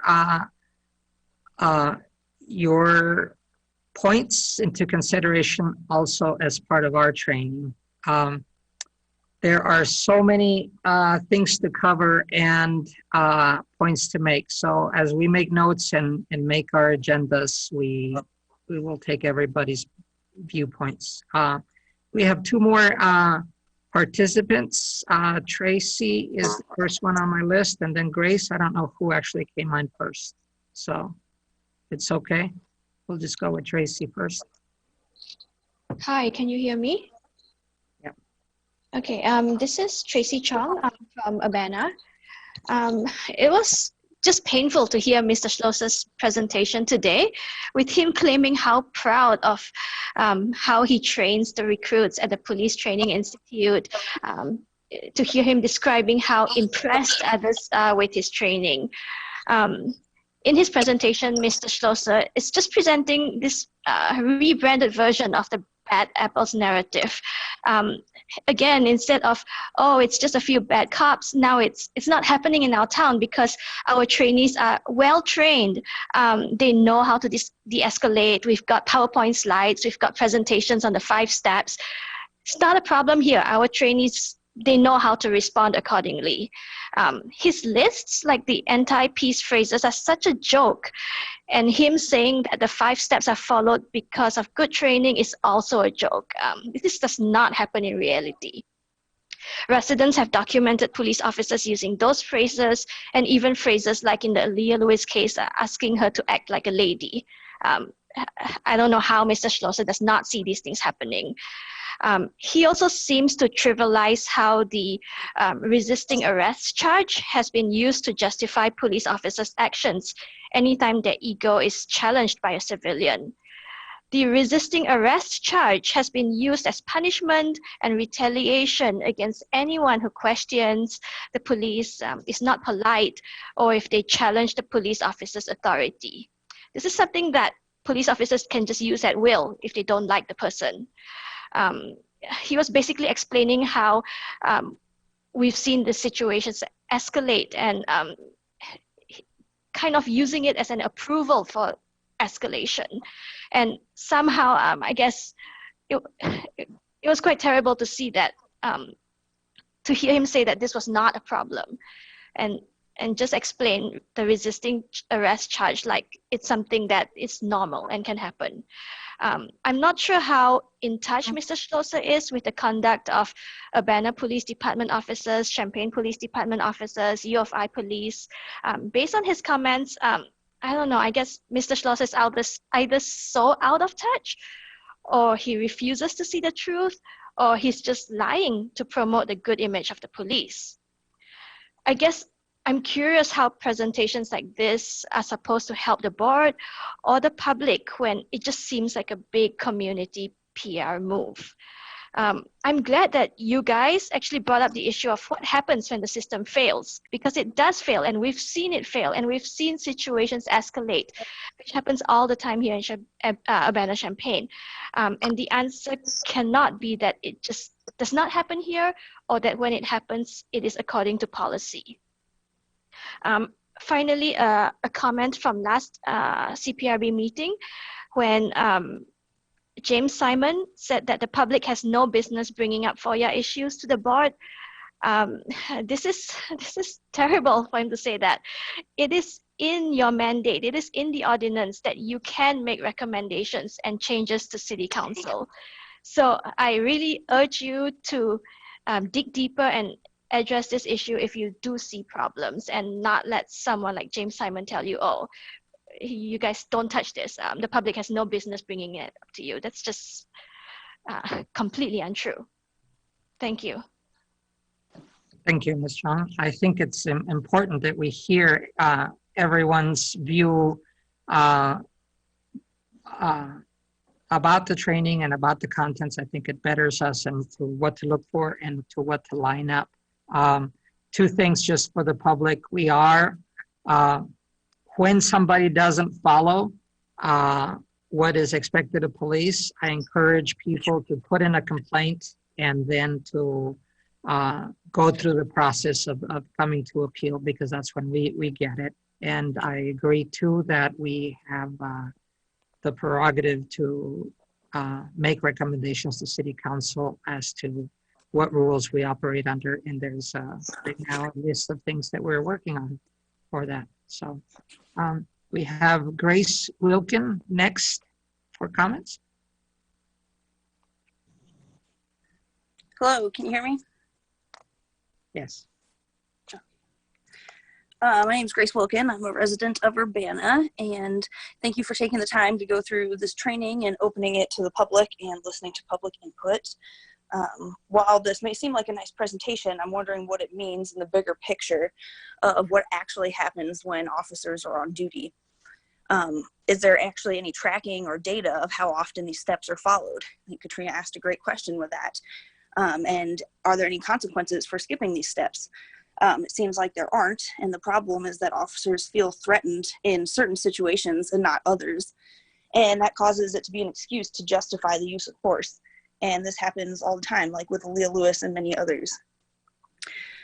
We need to address the deeply rooted racism and other biases in our society and police officers. The right to wrongfully arrest someone makes the police officers above the system of the law. Why do citizens have to obey the officers if they're not otherwise legally required to, like with no warrant or no other wrongful or in a wrongful arrest? In the training, I thought it was crazy that saying, if it feels good, don't say it. That's assuming that officers will obviously only feel good about something that's inappropriate. The assumption that the officers will feel good at something that's antagonistic or harmful or, quote, wise, clever, or sarcastic, that just doesn't make any sense. Why would saying those things make someone feel good, especially when there's such a huge power differential? I've worked as a teacher and with people with special needs, and sometimes they have been disobedient, rude, and even violent. And I've never thought such mean, terrible things about my students or clients, and I wouldn't feel good saying those things. Even in fast food work, I definitely would never use physical force to get them to comply. That's not how anyone else in any other profession handles things. I've had to physically protect myself against a larger person in a raging tantrum, and it didn't involve hurting that other person. I understand some of the challenges to situations police are in, and I still don't think that the brutality is okay. I'm also wondering if all the officers go through this training on racial bias and how long that training is. Also wondering if there's any accountability, because this training may sound good, but there's still 80-some% of child arrests in Urbana that are African-American children. The presenter is also quoted saying that they might not be a bad person, or just because they're being arrested, they might not be a bad person, but some might be. That's just ridiculous. There's no bad people, and that just makes another excuse. They can say that someone was a criminal or a bad person and justify violence and murder. So I appreciate you all taking the time to listen and wondering what roles you have, what things you have within your power as a commission to address some of these issues. I know the appeals, but there's a lot of other wider issues and a lot of things that aren't spoken in the presentation we heard tonight. Thank you, that's all. Thank you, Ms. Wilkin. It looks like, yeah, Grace is our last person, public input. So we'll close that off. I'd like to ask members of the board if you see from these comments also things that we could do that we could take up. I think Tony's question about that he asked Mike, I'm trying to find it back in my notes. Yeah, efficacy. Are these things being done is the basic question, I think, underlying what you said, Tony. I don't know if you're back yet. Yeah, I'm here. Okay. Because I do think that's where the measurement is. I know that we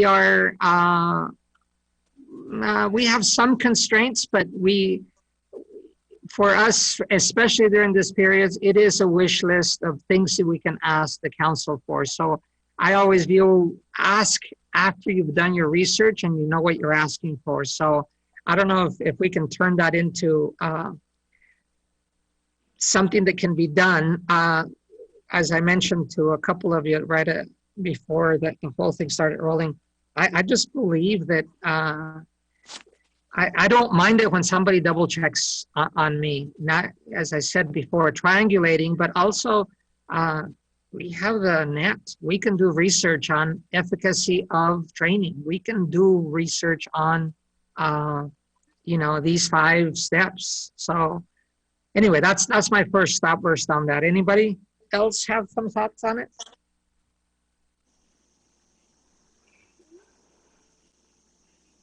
On the presentation itself, or the 5 steps, or? Well, presentation too.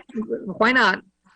Okay. I always try to look at things on both sides. I know I'm new to the board in regards to what someone is bringing. The scenario that we did, one of the things that I would have liked Mike to ask when I said there was a language barrier, and I guess we can ask him, or I guess I could have asked him, I thought about it after the fact, was me saying no, no, no. And he said, we have lots of language interpreters at the U of I campus, but in that moment, you don't know what I'm saying. And in that moment, I'm a scared woman who doesn't know the language, and all I usually am used to saying is no. You don't know why I'm driving or whatever, so how do you help me in the moment? By the time you help me, I have probably added up another charge because you've taken me out of my car, and now I'm at the station. Also, when I asked the question in regards to, okay, and I hate that I think of stuff after the fact instead of in the moment, because we're all in that. But the fact of it is that if I go as a citizen, if I go to pay something at 10 o'clock or 3 o'clock, it should not be it should be immediately taken out of the system. There shouldn't be a police officer that still has my warrant on there anywhere in the documentation, and I paid it. That's why I said, if you stop me and I have documentation, my receipt of payment and everything, hey, I forgot to pay this ticket, but here it is right here. Here's my receipt. I have it right here. Number one, I got to go through all of these questions before I can either reach in my purse or reach in my bag to show you this. But how is it there should not be a lapse from when I paid it to when it's out of the system? He shouldn't stop me because I had a warrant that was already paid. It should be out. There shouldn't be a lapse. But I thought about that after he got off the phone. Yeah. So those are things that would make a citizen really leery. I always try, because I drive a lot. I try not to drive that much at night by myself, but I try to take the same way. But I wouldn't say no, but I would be scared if you stop me just because of me being a woman. Yeah. I don't know what you're stopping me for. So it's just a lot of things that sometimes I wish some officers would, and I know that they are citizens, but they still are a policeman there and going through these scenarios. So I think it would be a lot of power. Yeah. Yeah, it would be interesting to sit in on his scenarios, because I'm one of those people that I'll ask a question back to back, and if you're not ready for me asking questions back to back, it's going to throw you up. I think that's that's a plus for me. Yeah, no, completely. Yeah. Katrina, two thoughts. One, I'd like for us as a group to channel, to take what the system has a lot of problems. We know many of them, right? Yes. We need to pick out the ones that are ours, that we can influence, and then from there prioritize which, in what order do we take them.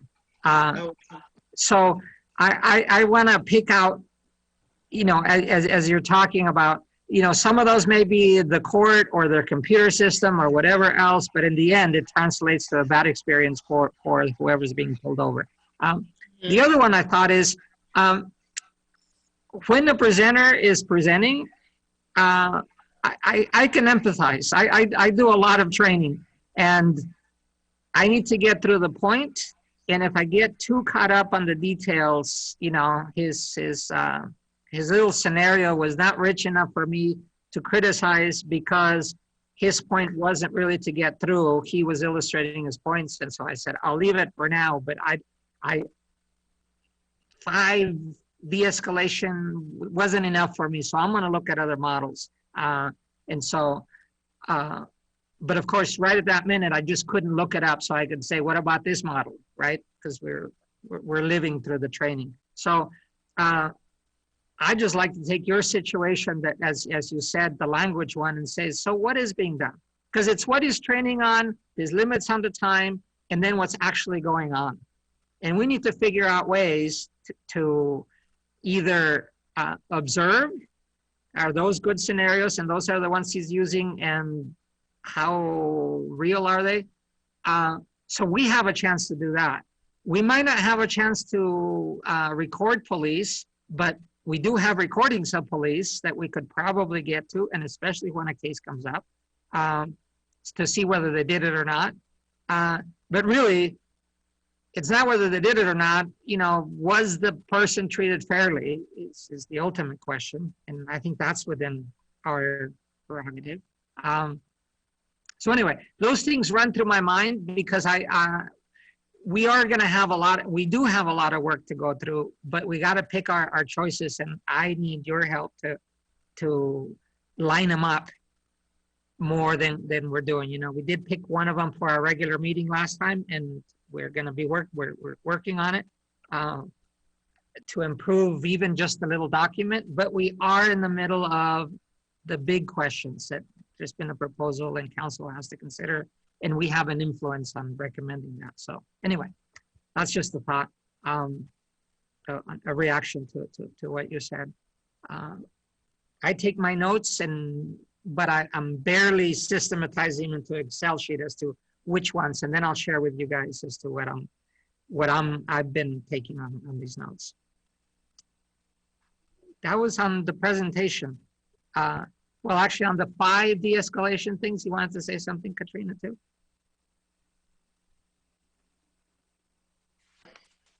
I got my son's mowing. When I asked about if there were statistics from someone going, because I have witnessed, number one, I've witnessed police officers not doing those steps. So it was good to know that there were some steps that they're supposed to do. But I think it would be nice if there was some statistical findings on those officers that, as we all know, because you wouldn't get complaints on someone skipping, going from 1 to 5 instantaneously. I do. And it could be, that person, the police officer, there might be a history like, oh, I'm stopping this person yet again, or I'm encountering this person yet again, which does happen because you have citizens that continue to buck the system, continue to have ongoing, constant police contact, but hopefully they look at each situation as different, even though they've dealt with that person multiple times. But it would be good to know if there's statistics, if someone is taken into account, hey, did you go through those 5 steps? And I know that he also stated that some officers come back to PTI to be retrained, but who makes that decision? Is it the officer says, hey, I need to be retrained? Is it their supervisor that says they need to be retrained? Is it the department, someone in the department thinks they need to be retrained?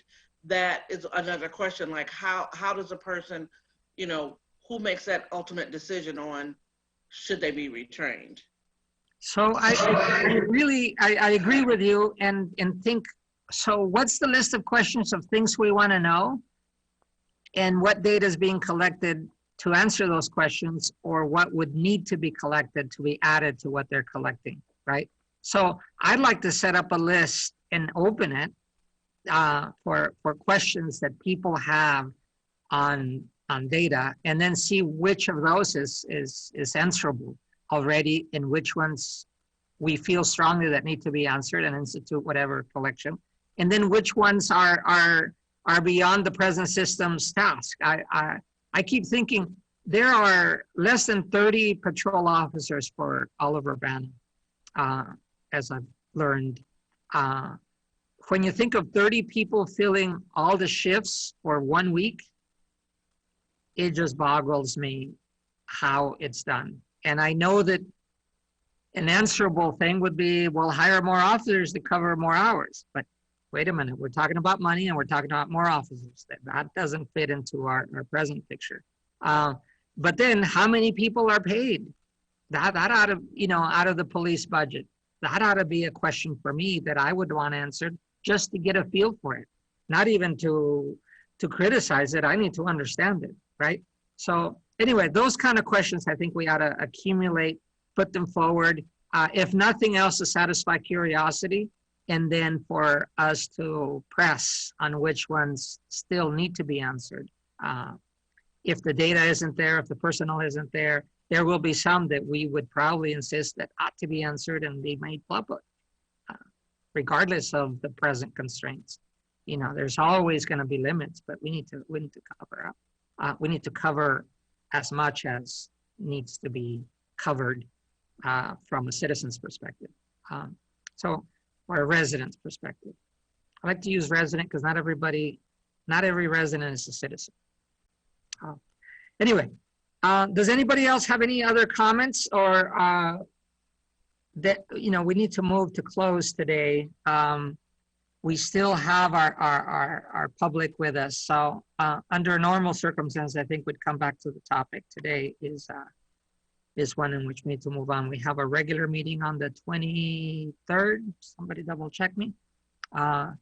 In a couple of weeks, we decided to do a monthly, and that this one was a special one because it's training and we're all going through all the trainings as stipulated by council. So, all right.